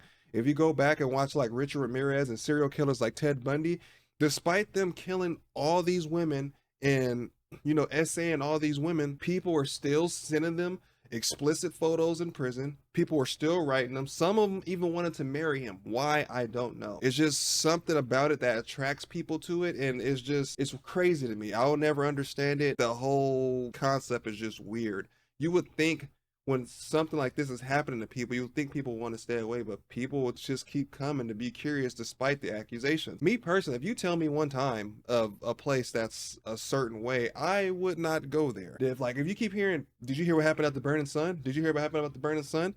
Like, no, it's not Las Vegas where what happens in Vegas stays in Vegas. That's what it feels like. What happened at the Burning Sun stays at the Burning Sun. Like, no. And then you have all these younger age girls that are at home fantasizing about meeting them, and they're their role models and stuff like that, and they're behind the scenes doing things like this. This is why I don't worship human beings. Like, I just don't do it, because you don't know who you're worshiping. You don't know who you're crying over. You don't know that person from Adam, and you're over here putting them on a pedestal. I don't believe it. The hotel owns close to 50% of the club. Okay. 50%. The speculation being perhaps that was the whole point that Burning Sun was created for this reason. Mm-hmm. It's not a club that happened to fall into trafficking, Yeah, but they're rather partnered. a front for trafficking. I think the unsettling thing about this case is both operations were done pretty out in the open. This is a club. It's not like one of those money laundering schemes where a front is a churro shop and behind the scenes is God knows what. We'll never know because the public will never see it, hear about it, know anything about it. But with Burning Sun, they're running these operations in front of all the club goers. I would liken this to the feeling of going to a supermarket, shopping for beef, not knowing that there are security cameras watching you and another group of people behind those cameras shopping for human meat. Like, that's the feeling, I'm sure. And because nobody really knew what was going on inside the burning club, aside from victims who were staying quiet out of fear, people were lining up, fighting, paying to get into the Burning Sun, a place that would turn out to be a literal hell for the victims. And it all gets exposed by a 29-year-old man by the name of Kim Sang-gyu. We're going to call him Kim for the rest of the story. November 24th, 2018, Kim went to Burning Sun with a bunch of his friends. It was his friend's birthday. They're all there to have a good time. It also happened to be the first snow, Cheonneun, which is a very special day in Korea. We're supposed to make a wish and spend it with your loved ones. It's a very cute, romantic day. So Kim decides to go outside. He's in the Burning Sun, and the snow starts falling. So he's like, oh my God, I'm going to go outside just quickly to see the snow. He kind of parts with his friends, and on his way out, he sees a woman half passed out, barely conscious, being dragged out by a man. She looks like she's trying to grab onto passerbys. She doesn't want to leave. Oh yeah, It's seen clear that. this is not consensual. She clearly wants help. So Kim decides, I'm going to help. He decides to block the man from taking this woman. And this man happened to be a VIP client, and the employees of the Burning Sun did not take well to Kim standing in the VIP's way. Wow. So they're like blatantly. Oh, in front of people. Wow. Yeah. The employees also did not appreciate that Kim was now standing in their way of making a fat tip. So they drag Kim outside in front of Burning Sun CCTV cameras into the snowy road, and they start beating him. They start pummeling Kim. The club executive was one of the main perpetrators. He trips Kim with his foot, grabs Kim by the hair to hold his head in place, uses his other hand to punch him in the face repeatedly. It was getting to the point where even one of the bouncers was like, hey, let's chill out a little bit on this customer. But this executive is not listening. Another bouncer jumps in to help hold Kim in place, so it's easier for the club executive to hit him. At one point, the club executive even walks away from Kim, who's on the road just sitting there, because now he has 3 broken ribs. It's painful to even try and get up. This is not a light beating. The club executive walks over to his little bouncers, takes off his jacket, only to walk back over and continue beating Kim.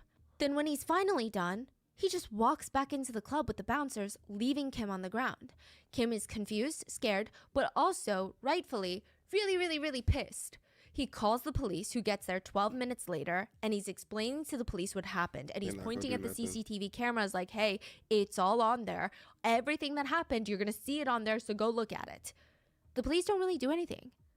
And Kim is like, what are you doing? I said the person that did this to me is in there. He went that way, so go into the club and find him. They're still not really doing anything. Frustrated, Kim kicks the trash can in front of the VIP entrance, and they still don't do anything. Finally, officers decide to go into the club, leaving Kim outside. They talk with the security, they talk with the club executive that beat up Kim, and once they get back outside of the club, they arrest Kim. They tackle Kim to the ground and arrest Kim. They handcuff him from the back, which I imagine is quite painful as he has three broken ribs. Employees are oddly seen helping the police arrest Kim, which is just really suspicious if you think about it. Because it is. Yeah, exactly. Even if a client did something wrong and they're getting arrested on the premises, why would you help? Like, there's enough cops already. Yeah. Kim would state that as he's being dragged into the police station, the officers intentionally tripped him, and since his hands were handcuffed behind his back, he had nothing to break his fall except with his face. An officer tripped him? Yeah. He had busted his face, had a severe nosebleed. He claimed the police also kicked him and hit him several times where he had already broken his ribs. He had several broken ribs and they still refused medical care. He was seen at the police station yelling, "Seungri's club, you guys got money, they do hard and they do marijuana in there."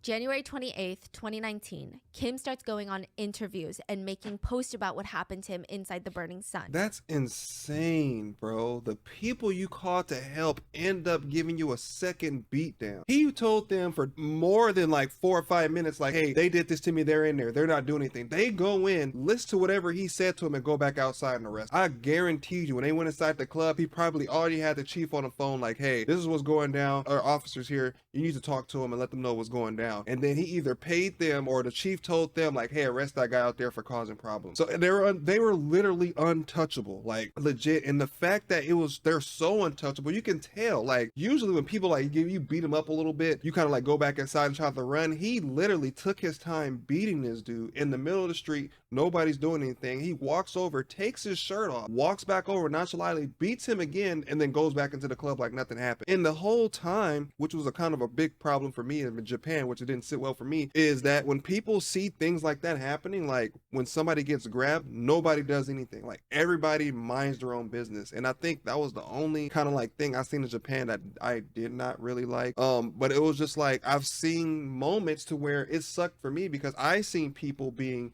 abused and stuff like that, and I can't do anything. I can't put hands on it because it's going to cause, like I said in the last video, it's going to cause some kind of controversy, and I'm going to get in trouble, and then I'm going to lose rank and all this other stuff, and then they're going to have to lock down the base because Japan's going to be like, Americans are causing problems and whatnot. So you see it, but also the population would see things like this and nobody would do anything. Nope, everybody would just watch and look and then see what happened. Nobody would move a muscle. Maybe it's the same thing here. Maybe it's like a respect thing. Maybe people thought they were arguing. Maybe people thought that was his girlfriend. He was taking her out of the club. I don't know. But she was being violently dragged and nobody even blinked an eye. No one even went to go check on her. Nobody even tried to help. Nobody even stepped in, and it was just like, wow. His main accusations were women are being at the club. Police are getting paid by the club to look the other way. He said, screams could sometimes be heard coming from the VIP rooms of girls begging for help. These are masked by club security, and then the paid-off police department nearby protects the club from legal liability. The police aren't here to protect the public. They're corrupt. Mm-hmm. Kim started a Blue House petition, and it received more than 200,000 signatures in just one day. The petition detailed specific and assault cases that allegedly happened within the Burning Sun Club, as well as their sketchy and corrupt relationship with the local city police. It gained so much attention, the president at the time promised to have his team look into it. But when the Blue House looked into it, the police just turned in random reports that Kim was committing assault in the club. They argued, look, Kim is the one that was essaying people in the club. He was caught, dragged outside by employees, and beaten. Should he have been beaten like that? No, but the employees just really hate scum of the earth essayers, you know? So we came out and we arrested the guy. With this, all the news outlets started reporting Kim as some sort of criminal, which it's a whole long story we're going to get into later. But the Burning Wow. Sun even came out with an official statement stating Kim was an offender and they had no choice but to kick him out. To support their statement, they submitted 2 complaints from women who allegedly were assaulted by Kim at the club. Suddenly, the story very quickly becomes a he said, she said situation rather than a very serious allegation of trafficking inside of a club. But netizens did notice something strange. The person who filed a complaint against Kim saying that she was harassed by him at the club was an employee of the club. Not saying that they can't be harassed by clients, but like, what is coincidence? she was a merchandiser at the club. Yeah. It was Anna, the runner. Mm. People didn't know that yet, but still, it was just weird. Right after he alleges that there's an underground ring happening at the club, an employee of the club says that he is the essayer. Kim said that he was charged unrighteously and inaccurately on 7 charges, including defamation, indecent acts, criminal battery, and more.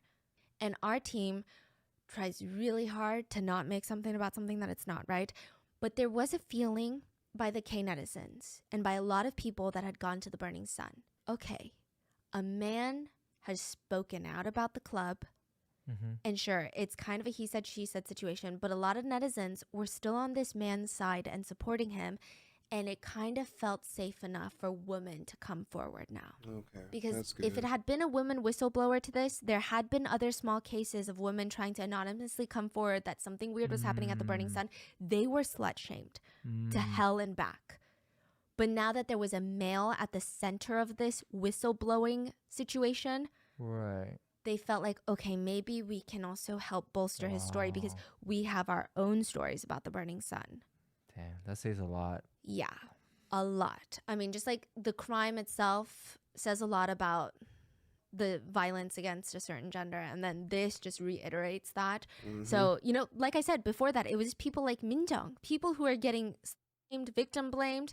And now a man comes out and they're like, okay, maybe this is our chance to expose what's really been happening. So because of Kim, a lot of anonymous women start coming forward with their stories of the Burning Sun. Many of these stories would confirm Kim's allegations of police corruption because many of these women reported their essays to the police and they did nothing. It was revealed that the most commonly used to essay women at the club was GHB. It's called Murpong in Korea. Well, at least that's what most commonly used slang for it. It is the most commonly used date drug even here in the US. It comes in a clear liquid form or white powder that becomes completely dissolved and invisible in liquid. It is odorless, tasteless, and colorless. There was a journalist who experimented by taking GHB herself under the care of a doctor. She was so loopy. She alternates from being passed out to being awake and like writing things on her hand and talking about her mom. She doesn't remember a single thing. None of it. Wow. But that's not the only damage. Long use of GHB can result in poor memory and even brain damage. If you take a lot while consuming alcohol, it could even result in death. The victim usually starts becoming semi-conscious just from one sip. It's like the lights are turned off suddenly. But it can't really be detected that well. It's often compared to a state of dementia. You can walk around by yourself, but you don't remember walking around. And everything feels separated from your own free will. So that would explain why Minjung was like, I'm walking in there, but I don't remember anything. So they use GHB. Like I said beforehand, someone's in the club is administering the right amount of dosage so that they're not able to die, but they're also not able to remember what happened. So it makes them, like, so to say, or so to speak, the perfect victim, which is why I believe the concept of not the doctors being present on the premises is not too far-fetched, because as she just mentioned, either going to have memory loss, you're going to have brain damage, or you're going to have death. So there's no way untrained people are in there given the correct amount of doses to where these women are not dying in the presence after being consumed by the drug. You get what I mean? At the Burning Sun, some employees would request to be brought zombies for VIP room 3, for example. They'd be like, okay, we need zombies in room 3. Because GHB makes the victims able to walk and talk, but they're not there. They're not making any decisions themselves. So they know that these victims are either entirely unconscious or their cognitive abilities are all heavily affected by the. So they know damn well that there is no consent that is given. And the worst part of GHB is that the drug is basically untraceable. I mean, yeah, it's not untraceable, but it's not for long. So that's how the girl tested negative. Yes. So depending on the person, the can be completely metabolized anywhere between 5 to 24 hours of use. Meaning, if you go home feeling like something very sinister happened, you feel like, okay, I need to get my thoughts straight before I go to the police station because I can't walk in there and say, I don't know, something happened, I don't know. But by that point, the be completely out of your system. Wow. And you would be labeled as a flower snake in Korea. It's referencing a woman who seduces men, sleeps with them, and then wakes up the next morning deciding to sue them for money. In Korea, the drug is often described with this phrase, I did this action, but I don't remember doing this action. Which I think is a really good indicator of how hard it is in a place like Korea to prove that you've been drugged and assaulted and have the police take you seriously. At this point, everything starts snowballing. It went from a man was being assaulted and maybe a single VIP was assaulting a woman, or at least trying to. Then it snowballs into no, they are running a sex trafficking ring and there are many, many women getting drugged and assaulted by many different VIPs and the employees are all in on it. And the big question on everyone's mind, which I don't know if it was the most appropriate question at the time, but it was, how much of this did K-pop idol Lee Seung-lee know about it? As one of the co-owners of the club, people wanted a public statement from him ASAP. Did he or did he not know that his employees were running a business at his club? He had to know. Seung-lee's dad did an interview with media first, where he claimed Seung-lee was blindsided by all of this. He stated that his son had businesses everywhere, and he's still an idol after all at the end of the day. These businesses are not his main business. As much as he wants to be super involved at the Burning Sun, he just didn't have the time. Man, you can't sit around and own a business and not hear the accusations going on in the news. You have all these people, for those of you that don't know, you have advisors and all this stuff that pretty much pays attention to your businesses. You're just not no solo person that's like, I'm just gonna have a business and have everybody run it.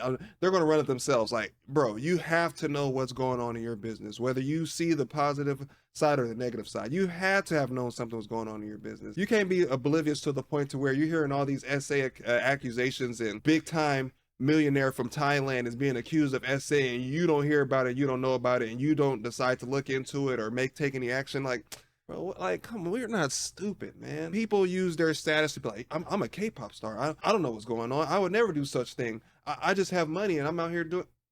Keep it real. Like, let's be honest. And now he's super shocked and disappointed, just like all of you, the public.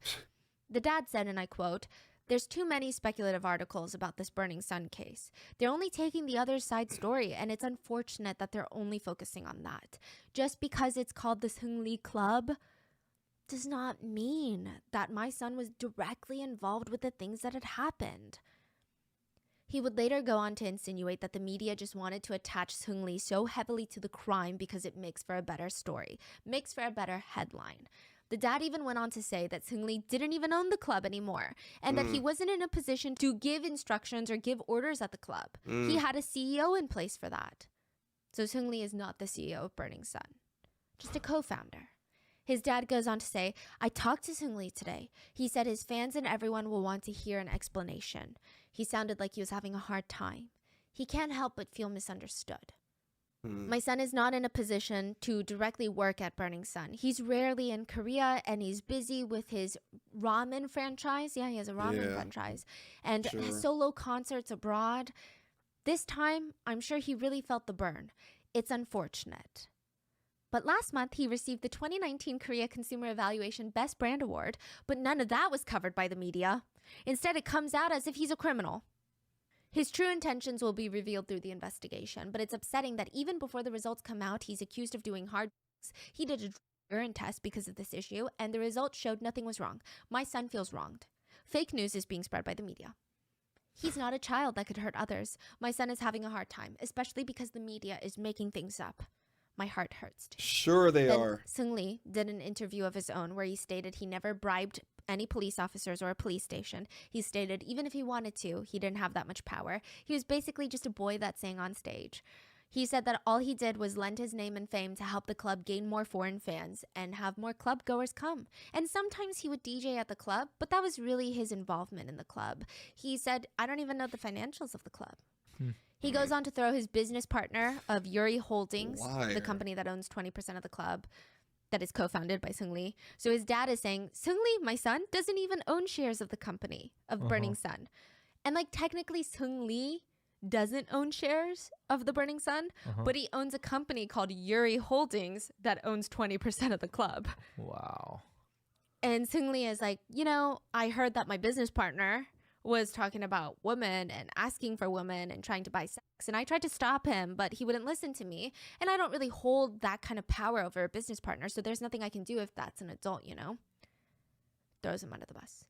Seungri promises to the media and to the public that he's going to do anything to help with the investigation, and he wants the truth out there as much as anybody else.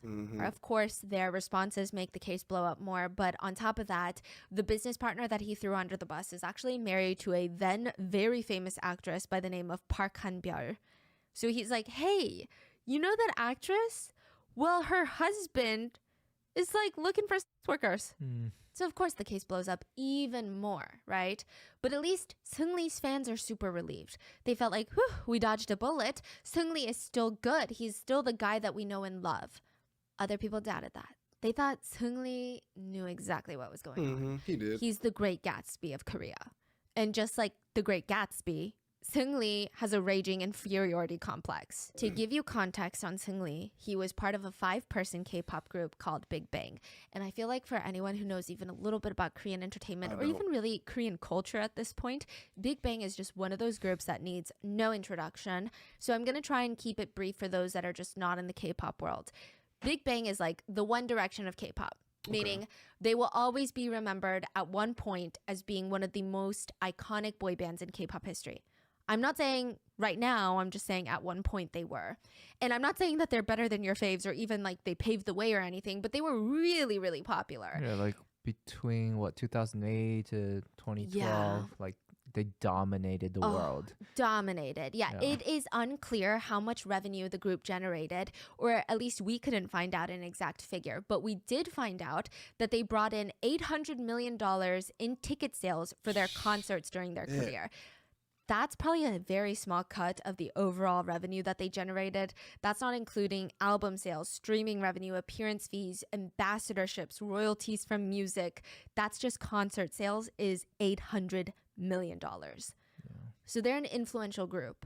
And Seungri always felt like the black sheep of the group. It's pretty evident in hindsight that he had an intense inferiority complex while he was part of Big Bang. And it does seem like there were a few pain points for him. Seungri applied to be a trainee for the K-pop group that would be later Big Bang. There was a series of cutthroat competitions till a group of boys was narrowed down. They just wanted 5 members. Everything was ruthlessly judged and criticized by YG, who is picking the trainees. They had 4 members already picked, and it was down to the last spot. Seungri and another boy were competing neck and neck for it. Seungri barely made it. It was so neck and neck. It was like, I guess we'll go with Seungri. It wasn't like, oh man, he won by a landslide. That was so good. He really stood out. It was such a close call. And that type of complex, he felt like, I'm not as good as the other members. YG was so certain on the other members. But for me, it was kind of iffy. Now, that kind of complex doesn't necessarily make someone a bad person. Fans actually fell in love with Seungri for the sides of him that were shown. They remember during the early days of Big Bang, there were reality shows that they would do that showcased what their lives were like as trainees, and they would all be crammed together inside these very not so great apartments that the company was paying for. They would have to clean up after themselves after training and dancing for like 18 hours a day.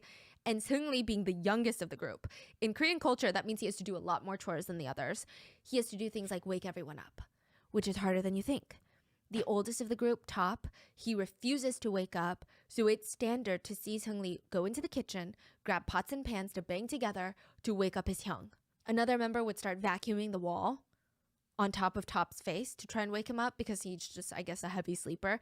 And it's kind of like a heartwarming moment. It's relatable, it's funny, and considering how young the boys were at this point, it was endearing. But Seungri was always being compared to his other bandmates. I would say I remember, and this is just from memory and not research, G-Dragon, Top, Taeyang, like they had so many stans from the people that I knew personally. Seungri just didn't really have a lot of stans from what I remember. He did seem to get a good chunk of hate comments. People joked they didn't like the size of his head, that it was really big. They also said that his legs were too short and that other members were very good looking, but Seungri was had a relatable looking face, they said. He said he especially didn't like the comments about his head because, and I quote, "It's not like I can get a head reduction."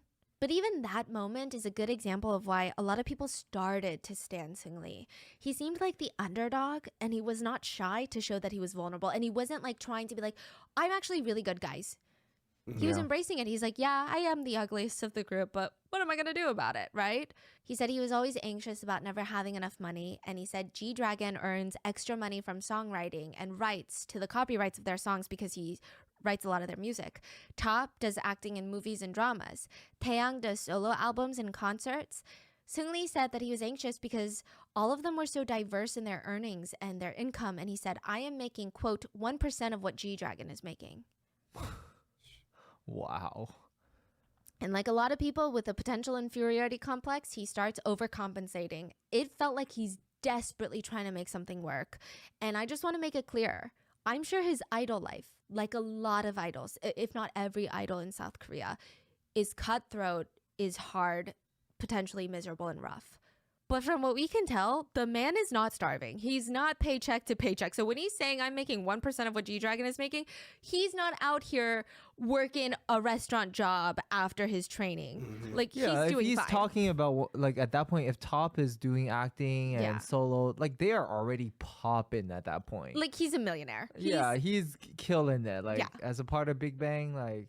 But he kind of made it his personality, and a lot of fans felt bad for him. But a lot of times, if you go and like do research on some of these boy groups and female groups, a lot of them break up due to jealousy. A lot of them have the same thing, like the insecurities of like, I'm not getting attention like this person is. Why are you getting all the attention? Why are you the lead singer? Or why are we doing based off you? Why are you in the front of the cover? Why am I not? Like, you know, that kind of thing kind of starts getting to people because they want to experience that same amount of love. It just starts to weigh on you after a while. You know what I mean? Like he said, like people's calling him ugly, his head is big and stuff like that, but everybody loves them. They got their acting and the concerts and stuff like that, and then there's me. You know what I mean? So who wouldn't be a little bit frustrated or who wouldn't be a little bit irritated? You know, I'm not sitting there taking up for him, but it's just like the emotions behind it is just like, it's real, man. That kind of thing actually happened more often than you think. As she mentioned, he still was making large amounts of money, so that wasn't it. He probably wanted to make more money than them. He was making great money. Like she said, he wasn't out here scraping up change and putting in overtime or anything like that, because at the end of the day, you're still on TV, you're still part of a group, and you're still bringing in some kind of financial gain, despite a lot of people not thinking you're the most attractive, but you still had your circle of fan base. But he wanted more and more and more, and the more you kind of like go for those things, the more problems they end up causing. So it's like, you know. Yeah. But it's I just want to preface, we don't need to feel bad for him. But his image at that point is just like this soft, good boy, like very like. And he didn't want that. Very soft energy. He didn't want that. People love it. People loved him. It's Yes, a nice guy image. yes. He said he just wanted to keep up with other members, so he learned English, Chinese, and Japanese. He opened up one of his first businesses, a training camp for idols. A lot of big names came out of there. A lot of big names. Huh. So he did a training camp. Huh. I was going to list some names, but I don't even want them to be like associated with Seungri. But like a lot of big names came, and they don't even know like Seungri, and they're not connected with anything that he did, but just in case. Wow. But yeah, lots of big names. Closed down after a few years because one of the teachers had gotten romantically involved with a student. Not a good look. Yeah. He moves on with other business ventures, and by 2018, he finally made a name for himself outside of Seungri of Big Bang. He was hosting multiple talk shows, going on TV shows, acting in dramas, doing promotional activities for YG Entertainment. That's the agency that created Big Bang. He calls the founder of YG, Mr. YG Entertainment himself. He calls him Appa, which is dad, because of how close they are. He started a Belgian waffle cafe for his mom to run. He co-opened a restaurant called Monkey Museum in China. He had a ramen franchise called Iori Ramen, and it had multiple locations in Korea and even a branch in Kuala Lumpur. He owned 10% shares of a cosmetic medical company called Dr. Golderm. He started making He money. was serving as a brand ambassador for a new music label launched by Sony Music. He was heavily involved in YGX, which is a sub-label under YG Entertainment. He would also go on to build this image of himself as the Great Gatsby of Korea, which was great marketing for all of his night businesses, like his bars and clubs. So now we have a potential inferiority complex, love for lavish parties, lots of businesses in the nightlife party scene. But still, that doesn't make someone complicit in something as serious as a trafficking scheme. Did he really know what was going on? His fans argued, absolutely not. They felt like he was innocent. This is Seung Lee that we're talking about. Do people not remember? A lot of people dug up an old clip of Seung Lee, and it had been on a TV show called I Live Alone. He was talking to another actress. It's a reality show. They're sitting there talking, and the actress recently had a baby. And out of nowhere, she asks Seung Lee, I can give you some if you want. And he's like, give me what? The soap I use. Breast milk soap. And Seung Lee looks very shocked. What is it made from? It's soap made from a mother's breast milk. Seung Lee puts his cup down to take a few seconds to gather his thoughts. Breast milk is very healthy, yeah? Because he doesn't want to offend her, but he still doesn't know what to say in that moment. And it's a really innocent, comical moment. The actress keeps explaining the whole process of how the soap is made, and Seung Lee is coughing because he's shocked by all of this information, and he's just trying to be polite. So he says, okay, yeah, thank you. Yes, of course, I would love some. How many do you want? I have a lot. You can just text me. He's like basically about to throw up some water if he has any in his mouth, and he's text you to ask for the breast milk. It seemed like the actress was genuinely having a fun time shocking Seung Lee, messing around with him. And Seung Lee comes off super naive, super innocent, super polite. So fans are like, you're telling me that this guy that's shy when someone offers him breast milk soap is a brilliant mastermind behind a sex trafficking ring? Breast milk boy? Do you know what it means to bomb a chat? Breast milk boy. Usually friends will start group chats on Kakao Talk, which is like the WhatsApp or WeChat of Korea. And when they're done with the group chat, or if they've said enough inappropriate comments or told enough secrets on that group chat, someone will text, blow up the chat. One by one, the notifications come in. Blank left the chat, blank left the chat. And once every single person leaves the chat, everything in that chat gets automatically deleted by Kakao. So it's not like you can leave the chat but still see what's in the chat. It's gone. The chat history deleted along with any videos and pictures sent into the chat. When the Burning Sun group would feel like the chat had gotten a little too incriminating, when they had texted too many pictures and videos of unconscious women, when they had talked about too many VIPs essaying unconscious women, they would periodically text out, bomb the chat, blow it up, which helps with making sure that if someone's phone is ever taken in by the police, if someone's phone is ever lost, they might see the current group chats that are probably very incriminating. They won't see years and years of incriminating activity. It's almost like an insurance policy to everybody in that chat that they were going to at least cover their asses. And it was in everyone's best interest to bomb the chat, to delete it, or so they thought. JJY was part of these group chats. And some quick context to JJY, he's what they call a multiplayer in Korea. He's a singer-songwriter TV personality. He's known for having this wild, fun personality, so a lot of talk shows love him. He's also very, very good at singing. He never left the chats. He was part of all the Burning Sun chats. He was part of every single Seung Lee chat about unconscious women, selling women, bidding women.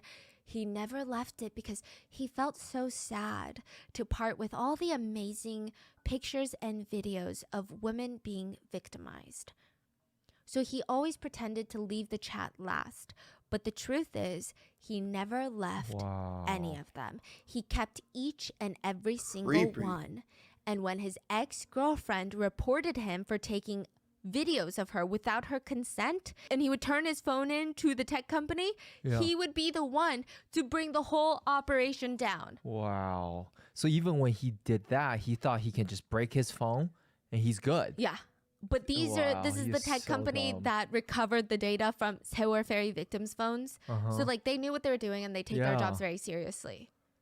But he was like, oh, well, I basically smashed my phone, so it's fine. Yeah, people like a lot of times think if they just smash their phone, they're not going to be able to retrieve anything. You smash the screen, but that does not destroy the memory card or all that other stuff that they're able to do that. Your phone is still going to work. All they're probably going to do is take off the screen and then take off some of the other components and then plug it into the computer, and all that stuff is deleted. A lot of people be thinking like what just happened right now, which Google was getting sued for, that whole privacy screen thing, like, oh, I'm going to do the privacy screen and no one's going to know. Once you get rid of that screen, once you delete that stuff, they keep all that stuff, your search history and all that stuff. So if you ever got in trouble for anything, they can literally go back and download everything from your phone from years ago. It doesn't even matter because all that stuff is saved somewhere in the data pool. You used to think you delete it and just go somewhere in the trash. No, all that stuff is stored somewhere. Technically, it's considered abandoned property when you leave garbage or something like that on the outside. In some states, police are able to go through it because it's considered abandoned property because you discarded it. Same thing with images and videos and stuff like that. Once you delete it, you're pretty much signing off saying, I don't want this anymore. And I'm pretty sure it goes somewhere where it's stored. And if anytime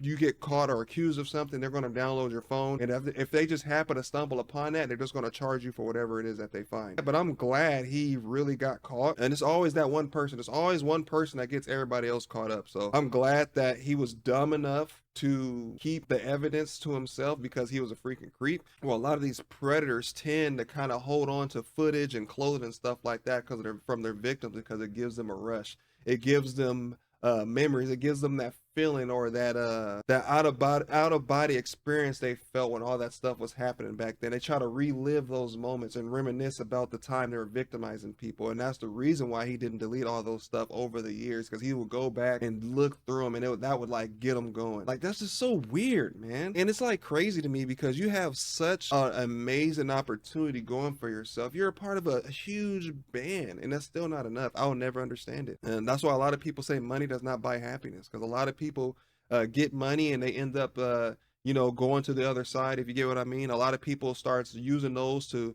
partake in contraband and all these other things and just ruin their lives. And some people do things like this, and I just will never understand. Like, you have money to where you can change the lives of the people around you, and you rather do it in weird and like nefarious ways. And that's just the concept. I just wish I wish I can go around and just like interview people and be like, with this amount of money, why couldn't you just go on vacation or something like that? You could have literally, if that's what you're into, you could have literally went to Europe and built yourself a brothel and got a license if you're really all about winning. What turned them on the most was taking control and victimizing people that didn't want nothing to do with them. They targeted people that didn't want to give consent, and that's what they built their whole franchise on during this time at the Burning Sun. And like I said, all this stuff was pre-planned. I don't believe this is just something like, you know what, our club could be doing something else as far as bringing in money. It had to be. You just don't have merchandisers for one section, merchandise. All this stuff is thought of. It had to be thought of. There's no way. It was a group of people that had to come in and do it. That's why I think Sung Lee just like, oh, I don't know what's going on. There's no way you don't know what's going on. You're a business owner. You're a co-owner.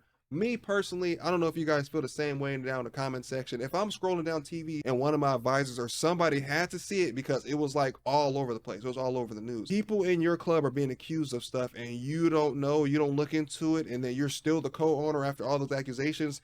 And then once they start getting 200,000 petitions, all of a sudden you don't work there anymore. You guys in the comment section, they think the crow's nest is stupid. We do detective work over here on this channel, and we're not stupid. We know it's been a history of corruption, and money rules the world. If you have money, you're pretty much untouchable. And that's a lot of stuff that's going on right now in the States with the whole island incidents and all the Epstein stuff that was going on back then. It's still going on. Different stuff are going on. They found a warehouse full of human body parts that they were selling. And that was just one facility that they found. Who knows hundreds of thousands of other ones, facilities that are going on right now that we don't know about. You get what I mean? It's happening right under our noses. Millions of people go missing a year and no one knows. People be waking up without organs and stuff. The world is extremely dark. If you literally go and do your research, you will see, like, life is great. Don't get me wrong about it. Life can be beautiful, but at the same time, if you focus on the amount of darkness that goes around in the world, like, you will be terrified to step outside. You'll be terrified to go to roller coasters and Halloween parks and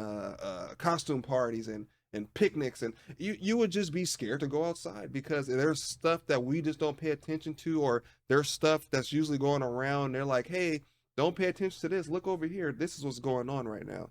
And it's a lot of that. So how many times have this happened around me and I just wasn't paying attention because I was so concerned about having fun? You get what I mean? Because sometimes it may not be always what you've seen, but what if it is? Even years before this, there was an incident that felt like foreshadowing to everything that was about to happen. JJY was on a show with Chico, another celebrity, and Chico joked about JJY's golden phone. And immediately, because they're on set filming a show, JJY's face changes for a split second. He drops his face mask. Not his literal face mask, but he drops his smile and he has this very sour look on his face. It's very much the stop talking about this look. What's a golden phone? People thought golden phone as in these sex videos now. But I don't know Chico what that would means. later be involved in the Burning Sun controversy because netizens accused him of knowing what JJY was doing on his phone. He's like, you probably saw the videos then. Yeah, why would he, if he does, why would he put that information in TV, right? That's what Chico is saying. He's saying, guys, I meant golden phone.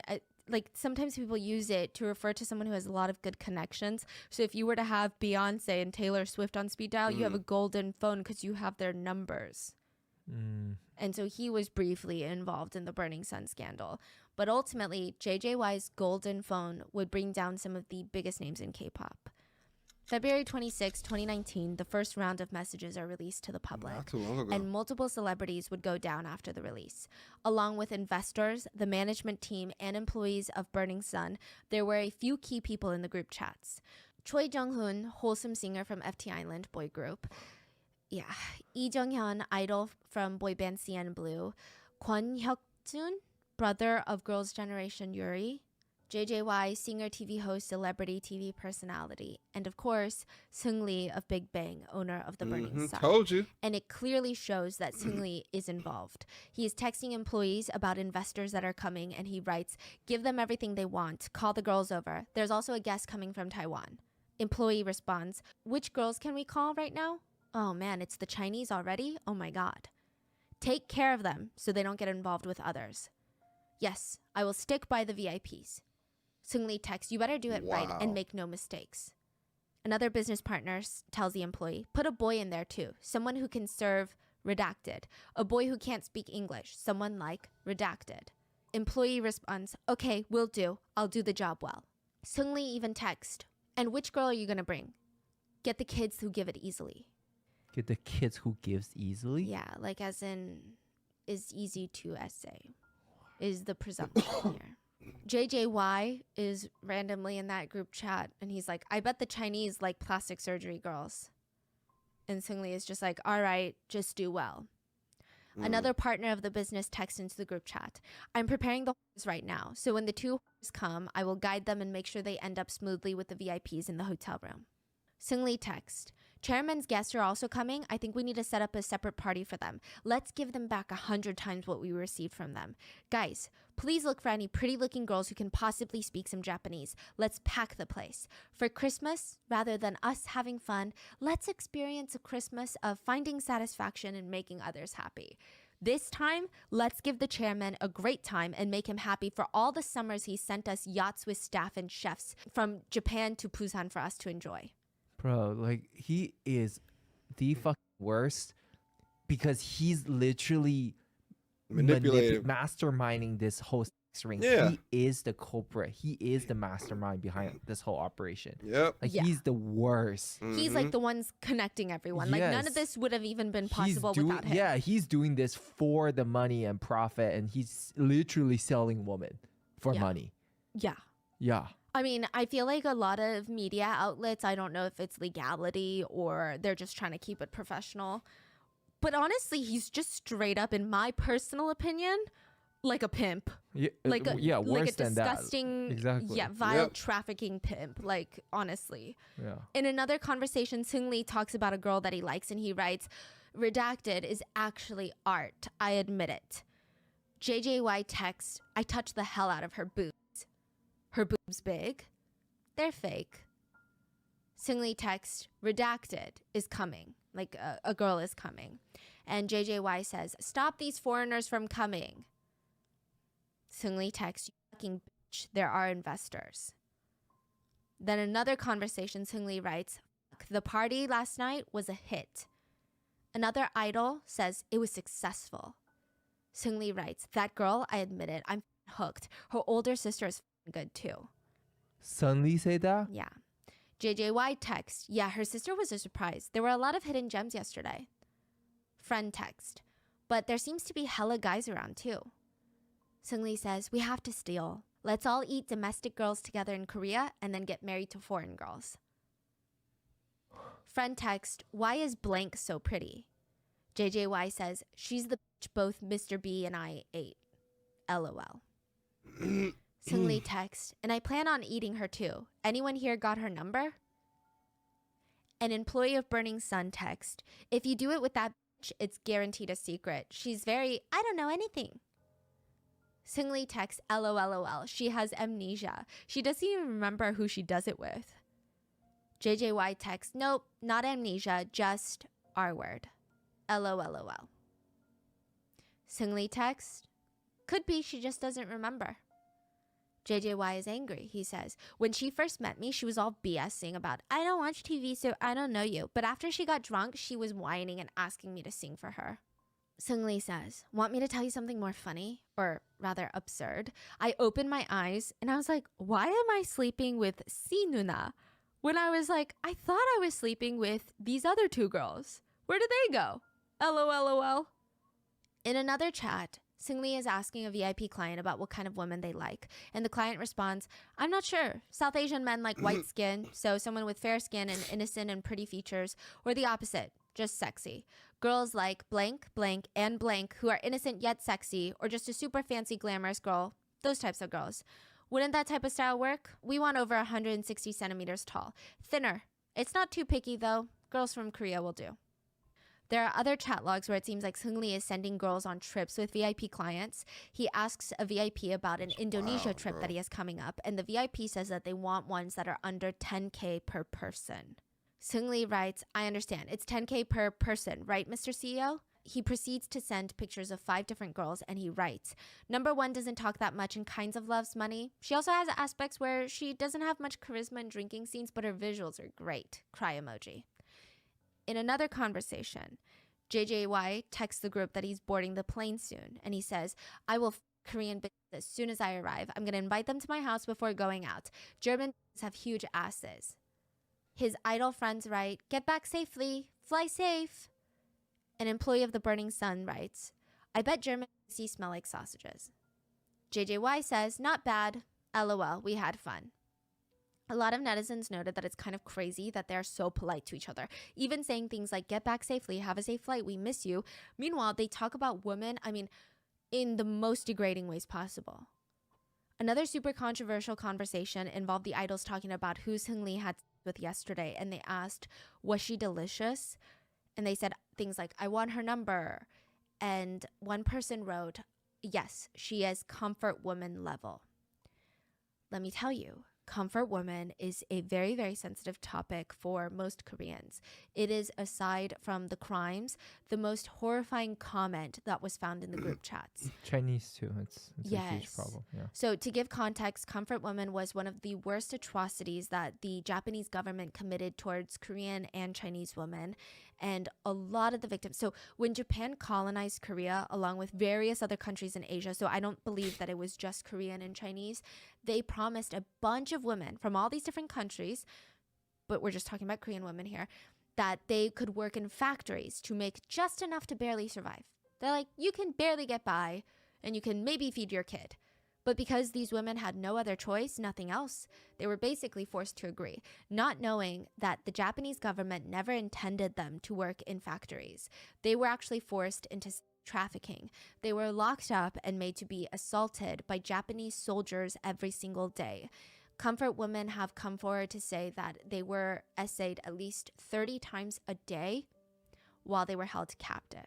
I could go into further detail, but it's very, very depressing. They were impregnated, they contracted diseases, they were experimented on, tortured. So the topic of comfort women is highly sensitive, additionally because it's not really something that happened long, long ago to multiple generations before us. Many of the comfort women, the victims, were elderly women in Korea. I believe the last few are still alive. Many of them have since passed. But they have yet to receive an apology from the Japanese government. And a lot of the tensions in current time between the Korean government and the Japanese government, not to get too political, is this is one of those things. Many Korean citizens want apologies for the comfort women before they pass on.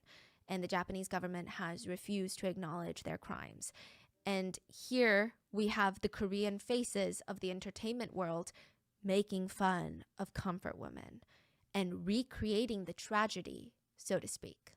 I mean, even if we take out the literal crimes committed in the group chats, even just the way they talk about women, while they have a predominantly female audience as idols, is despicable. It's super despicable. And then not to mention, they're using the same term that was used against their ancestors and they're rolling with it. Like, to piggyback off of what Stephanie was saying, it was just like the ultimate disrespect. I mean, they did all that, but for you to say that and use that term knowing how much weight it carries and the nasty history behind it is like, it's unexcusable. Like, it's insane. And then saying Lee, I told you, he was just out here being a saint and he's just out here manipulating people, flying one girl in, another one coming in, and she's leaving out, taking them to the same place. He was a fraud, using cameras to paint this whole, oh, I'm innocent, oh, breast milk soap, oh yeah, I would never do nothing like that. I mean, I guess you can give it to me. Man, get out of here, bro. And I would just never understand. I don't know if it's in the human brain. I don't know if you pick it up at a young age. I don't know what drives people to commit the said crimes that we listen to on like YouTube and on podcasts. Like, what would drive somebody to do that? I never understand how you can do something that like this and not have taken into consideration the other person's feelings or how they're going to feel after the incident or how they're going to have to deal with those scars and those memories and those traumas and stuff like that. And they just didn't care, calling them B's and S words and all this other stuff and sending their pictures to be posted, selling them without them knowing, and, you know, winning them over and betraying them. It's wild. Super sad, man. Like, they're never going to get over it. You know, I've run into female friends to where, like, you don't know, you raise their hand and then some people flinch or they don't feel comfortable being around males, and it's just because of trauma experiences. That stuff doesn't leave. There's people in relationships right now that are having trouble being vulnerable to their partners because of past experiences. It's sad. That's the only word I could think about it. I feel like I've overused that word so much in these videos. It's just really sad and unfortunate that people cannot live their lives without being preyed upon by other people. It's filled with crude, emotionally violent, disgusting comments and jokes. And side note about the messages being released, some people hate the tech employee for not turning in the text sooner. They state that if it were them, they would have turned it in sooner. And that could be 1,000% true, especially as a woman. I'm like, yeah, maybe I would have turned it in sooner. Few things to note. Police corruption is really bad anywhere, and in Korea it's the same. There were already strong indications in the data that the tech employees saw that high up police officials were involved in the trafficking ring, if you will. So what would you do? Go to a different officer? What if they all answer to the same person? How do you know that person's immediate boss isn't involved as well? And in Korea, when you mess with the police as a normal person, you might be ending your life right then and there. They could easily get you fired from your job. They could get you outcasted. You could lose everything, your family, your livelihood. You would be on the street, and guess what? Burning Sun would probably still be up and running and victimizing people. And in Korea, defamation laws are honestly dumb. Like, they're not even defamation laws. So in the US, defamation is when someone knowingly states a lie about another person, claiming it to be a fact. So the basis is you are lying about someone else and you're not allowed to do that, which makes sense. In Korea, it's even if you tell the truth about someone and that someone doesn't like what you said because it hurt their feelings or hurt their reputation, they can sue you for defamation. That's stupid. Which a lot of people in Korea even think it's very goofy because that's not really even the definition of defamation. But here we are. This employee could have been sued to the point of having nothing but the clothes on his back because they're not even dealing with one celebrity or one rich business owner. They're dealing with a whole roster of them, all cozy with politicians and police. What chance does this tech employee stand? And even if they went through all of that, the Burning Sun could still be up and running. So I don't know if I would sit here and say, oh my gosh, well, that person is messed up. I do think it is frustrating that they sat on the information for 3 years while people continue to be victimized, but I think that there's so much cultural, societal nuance that goes into a decision like that. And I think that we could technically all sit here and be like, I could never do that. But I don't know. I guess Yeah, but we don't really it's know. like how powerful are these people? Right. All of these people combined, and who can he go to? Like, Yeah. really, you don't know. It seems like all the people in charge are in on this. And technically, he committed a very big crime by keeping the data. Yeah. So he broke the law as well. Now, I will say that when he finally did turn in the evidence after the whistleblower Kim, so he saw that and he was like, I think, along with all the other anonymous women that were coming out, he was like, I think this is the time that people would actually listen and not think that these are fake. He was very smart. He hired an attorney who was also very smart. And they decided, instead of handing it over to the police, who were foaming at the mouth for this, they handed it over to the Civil Rights Commission office, and that is how a lot of it became public, because the police would have never made this Oh, public. of course not. No, they Which wouldn't have. again, I don't know. Maybe he could have done that 3 years ago. Maybe it wouldn't have worked. All we know is, yeah, it's out now. Many of the involved parties continue to state that these text messages are fake, but a lot of these texts are the foundation of the investigation into Burning Sun by the prosecutor's office, which fake. netizens feel like that wouldn't have been the case if there was a question of the validity of them. And the CEO of the Burning Sun even said, if Seungri's Kakao messages from 3 years ago are a crime, aren't all Korean men criminals? Insinuating that all these jokes about sex work and women and all of that is just how men talk. No, Wow. that's not how men talk Which is at the all. most absurd thing to say It really ever, is. but it also does kind of confirm the validity of the chat logs. But to cover our bases, it is alleged for now that these are the real messages between the involved parties. But naturally, netizens had visceral reactions to the released alleged messages. A lot of fans were devastated that they supported someone like this. There were even chat logs that described how JJY and 4 of his friends took turns on a victim who was drugged. They joked about how she woke up saying she doesn't even remember anything other than having a drink with them. They also talked about how they thought it was so funny they had gang essayed her while taking pictures. And then the next morning, JJY went to a fan sign. So, I mean, it's crazy he had the nerve to look his predominantly female fans in the eyes while smiling at them when he had just done one of the worst things that you could do to a woman the night before. The SMPA, the Seoul Metropolitan Police Academy, officially take over the case early 2019. Media is all over this case. Netizens want to know who's involved, how much they knew, and they wanted all of them to go down. The shares of the Burning Sun were split like this: 42% owned by the hotel, 8% owned by the hotel's chairman, 20% owned by Taiwanese businesswoman Lin Samo, 20% owned by Yuri Holdings, which was allegedly set up by Seungri, implying that he has potentially 20% interest in the club. But Yuri Holdings was also technically run by his friend, Yoo In-seok. Yoo In-seok is also married to a famous actress by the name of Park Han-byul. Remember I was telling you about her? Mm-hmm. And 10% is owned by a businessman, Lee Moon-ho. He was close friends with Seungri, and he is said to have been running the day-to-day operations. He is the CEO of the Burning Sun. So all the foreign investors, they left the country and were safe from backlash, including the Taiwanese businesswoman who owned 20% of the Burning Sun. The rest of the Korean celebrities and business owners were left to be investigated. Burning Sun and Seungri were also under investigation for tax evasion, which, really doesn't feel that significant compared to the other allegations. But I think that it does shine light on a lot of the things that he was doing. It was suspected that with all of the business from his VIP clients, with the selling of SA, essentially, allegedly, and a lot of the alcohol packages, he would encourage payment in cash. It's alleged that he was evading taxes, money laundering. You remember the restaurant that he had, Monkey Museum? Yeah. They called it a restaurant, but it was like a nightclub. He tried to file it under a restaurant so that he could pay less taxes. His ramen business was making a suspicious amount of money. Turns out he was laundering money from Burning Sun through the ramen franchise. It was a whole lot. It was a mess. I think it also shows he was heavily involved, He Yeah, knew what he was doing. He did. So while everybody is being investigated, Seungri announces his retirement from the entertainment industry. And it's a very off-putting statement. He's basically like, I think it's a good idea to retire at this point. I decided to retire because the issue has caused so much social controversy and I've been criticized and hated by the public for the past month and a half. And now with all the investigative agencies in the country investigating me, I am being labeled as a national traitor. I cannot allow myself to cause harm to everyone around me just to survive. 많은 분들께 실망 끼쳤겠습니다. 다시 한번 죄송하다 말씀드리고 싶고요. Netizens hated his apology. It felt very, you guys blew this whole thing into something that it's not. So now I'm just going to retire then. I don't want to face your criticism. Also, it had this aura of, I don't know what's going on. I'm just as confused as you are. You know, it's like, what's going on? Playing stupid. There were even articles titled, The Burning Sun Scandal Case That Everyone Except Seung Lee Knows About. He also stated that this would be a good time for him to enlist in the army and serve his duty as a good Korean citizen. And everyone got riled up for that because in Korea, men have to serve 2 years, mandatory enlistment. They're like, the army is not a place for you to escape your reality. Yeah. So even with all of this, the consequences just weren't that great.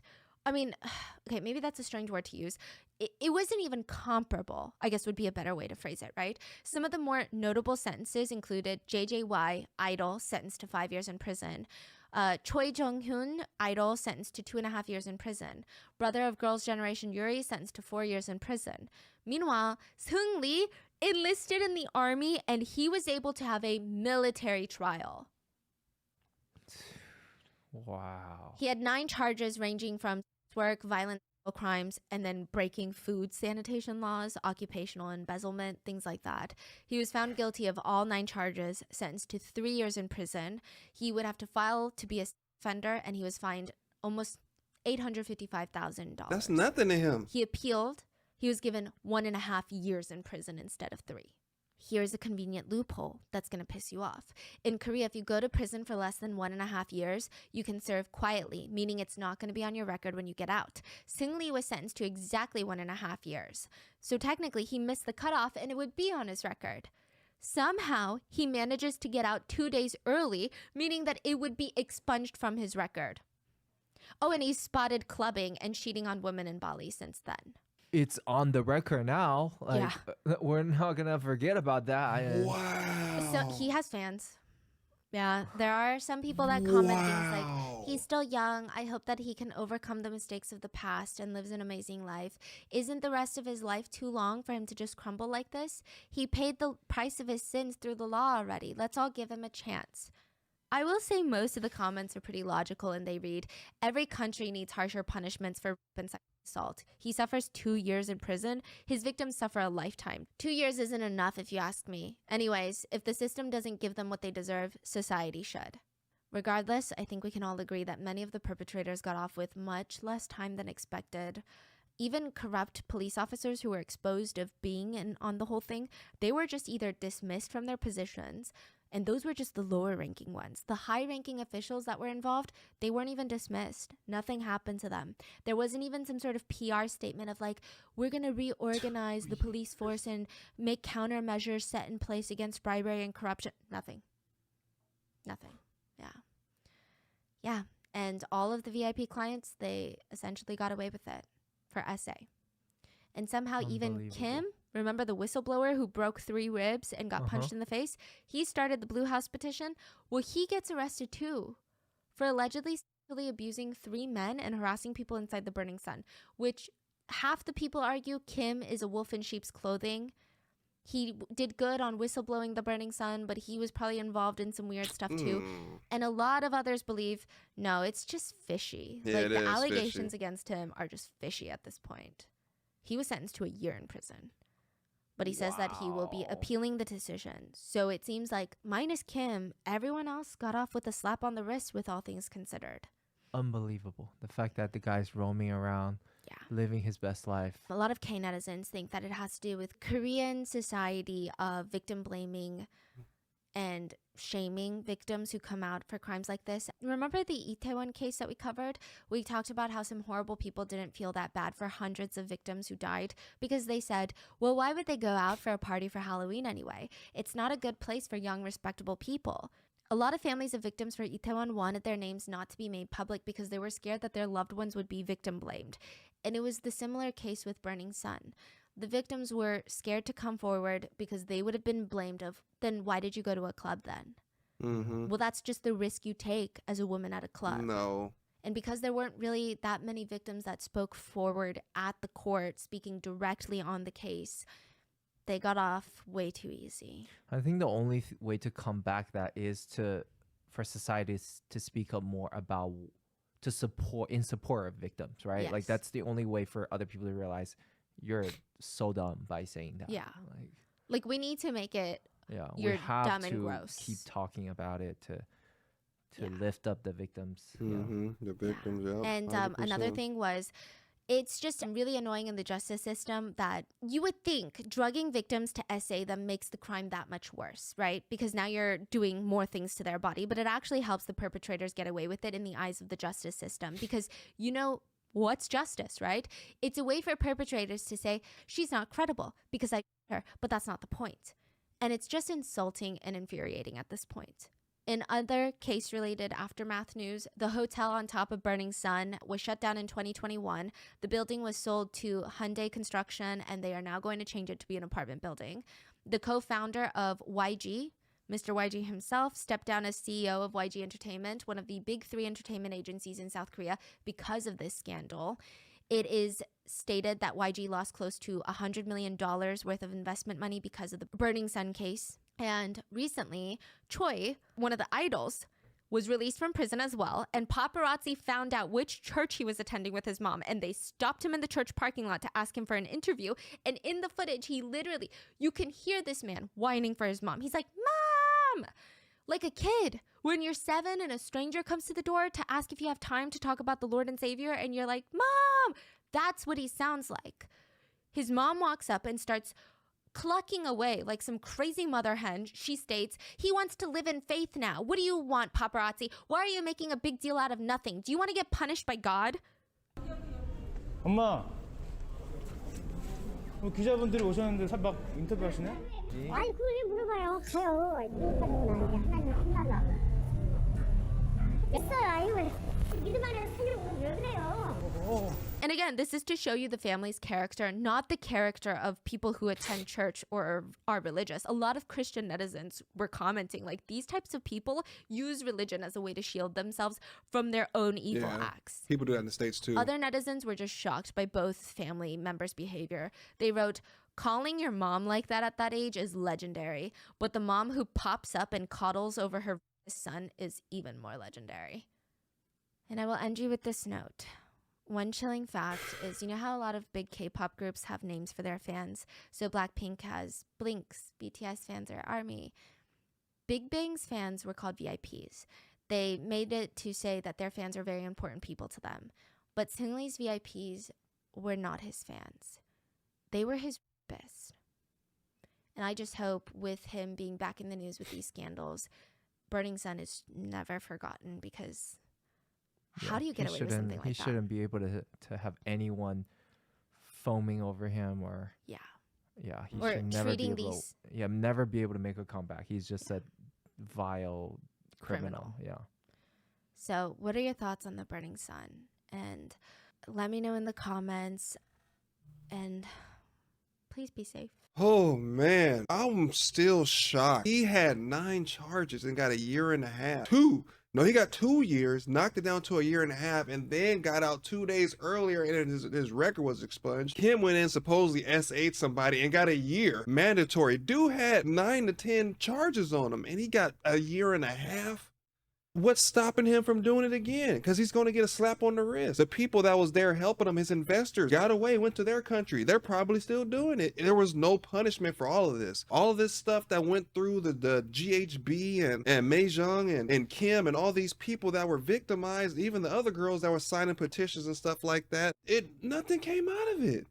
He literally sat here, manipulated everybody. You literally went through the phone. You seen all the incriminating evidence and you still decided to give this man a year and a half. And he's released right now, somewhere right now, partying, living the time of his life. And then his victims are out there traumatized and going through all this stuff and scared to be touched and looked at and all this stuff. And he's scot-free. Kim is out there. He's probably still in jail or fighting his case. I don't even know what happened to Kim. It's insane, man. The amount of people that was involved and nothing happened to anybody. JJ was going around calling people his VIPs, and the VIPs were not very important at all. Like, they used them for their own personal advantage and then took advantage of that and then made money off of it. Dude ran money laundering through his businesses had people coming from China and all these other foreign countries, and nothing happened to him. One thing, I cannot say anything about human trafficking because it's like, it's just one of those things where it's like unavoidable. I really wish I could sit here and say it happens to men as mostly happens to women, but it does not. Women are more vulnerable for these things to take place. Like Stephanie said, the best thing that you can do is just be aware of your surroundings. Always let people know where you are. Carry some kind of pepper spray or some kind of defensive object or spray to where you can protect yourself if the situation calls for it. And just, I don't know, man. It's really not much you can do because, like I said, you're victims. Now they got things where it's like fentanyl, where you touch it and pass out. They coming up with all these new strands of contraband that causing people to be taken advantage of, and it's like it's evolving so rapidly that you really can't do anything about it besides try to be more informative and try to be more educated and just try to be aware of yourself and aware of your surroundings and not really accepting drinks from people. You just never know the nature of who you're dealing with, and that just goes to show you, no matter how many times people smile in your face or send cool messages or be on TV and promoting messages and stuff like that, you just never know what's truly under their skin and what they're really trying to do to you. Take everything with a grain of salt and just be aware of your surroundings. Even if you're at a club, a movie theater, a bowling alley, just always be on the lookout because you may be having fun and somebody might be having fun with you and may be watching everything that you do. Throughout the video, they're creating labels and personality traits for all these women due to them have met them, and then while they're meeting them and thinking that they're actually interested in them, they're like interviewing them for them to be victimized, which is like crazy.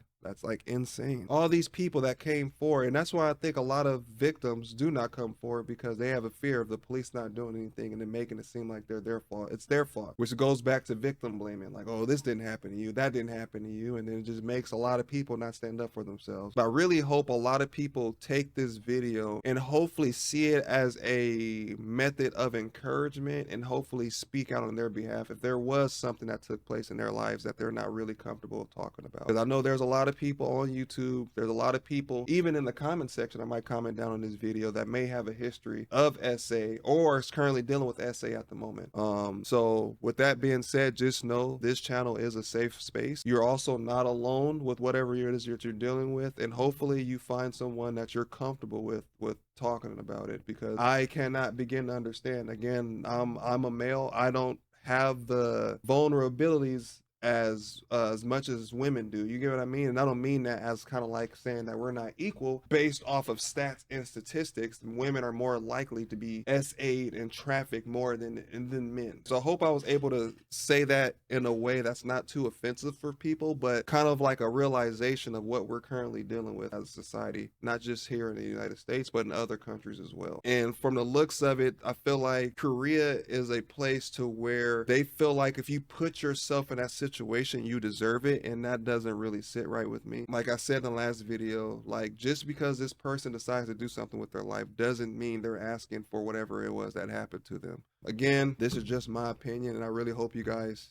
take the positives out of this video. Like I mentioned before, see something, say something, even if it's not happening to you, you know, because that could make all the difference. So with that being said, this video is by Rotten Mango. If you guys haven't already, make sure you swoop down to the description box, click on the link, go watch this video in its entirety, because I was pausing, stopping, and talking through the whole thing. If you guys are new to the channel, my name is Zems, and welcome to the Crow's Nest. Again, thank you guys so much for the 8,000 subscribers, and thank you guys so much for the video recommendations. Again, if no one told you today, I love you. Like I said, I'm always here. My Facebook is down in the comment section for my YouTube channel. If you guys ever want to, you know, stop by and talk to me in a personal level or something like that, my inbox is more than open. If you feel comfortable talking to me, that's fine as well. But if it's not me, then find somebody you are comfortable talking to and trying to like get that off your chest, so it's not weighing you down and the traumatic experiences are not overwhelming you to the point to where your life is being put on hold and you're not being your full self or reaching your full potential because of what happened to you. So again, thank you guys for watching, and I'll see you guys next time.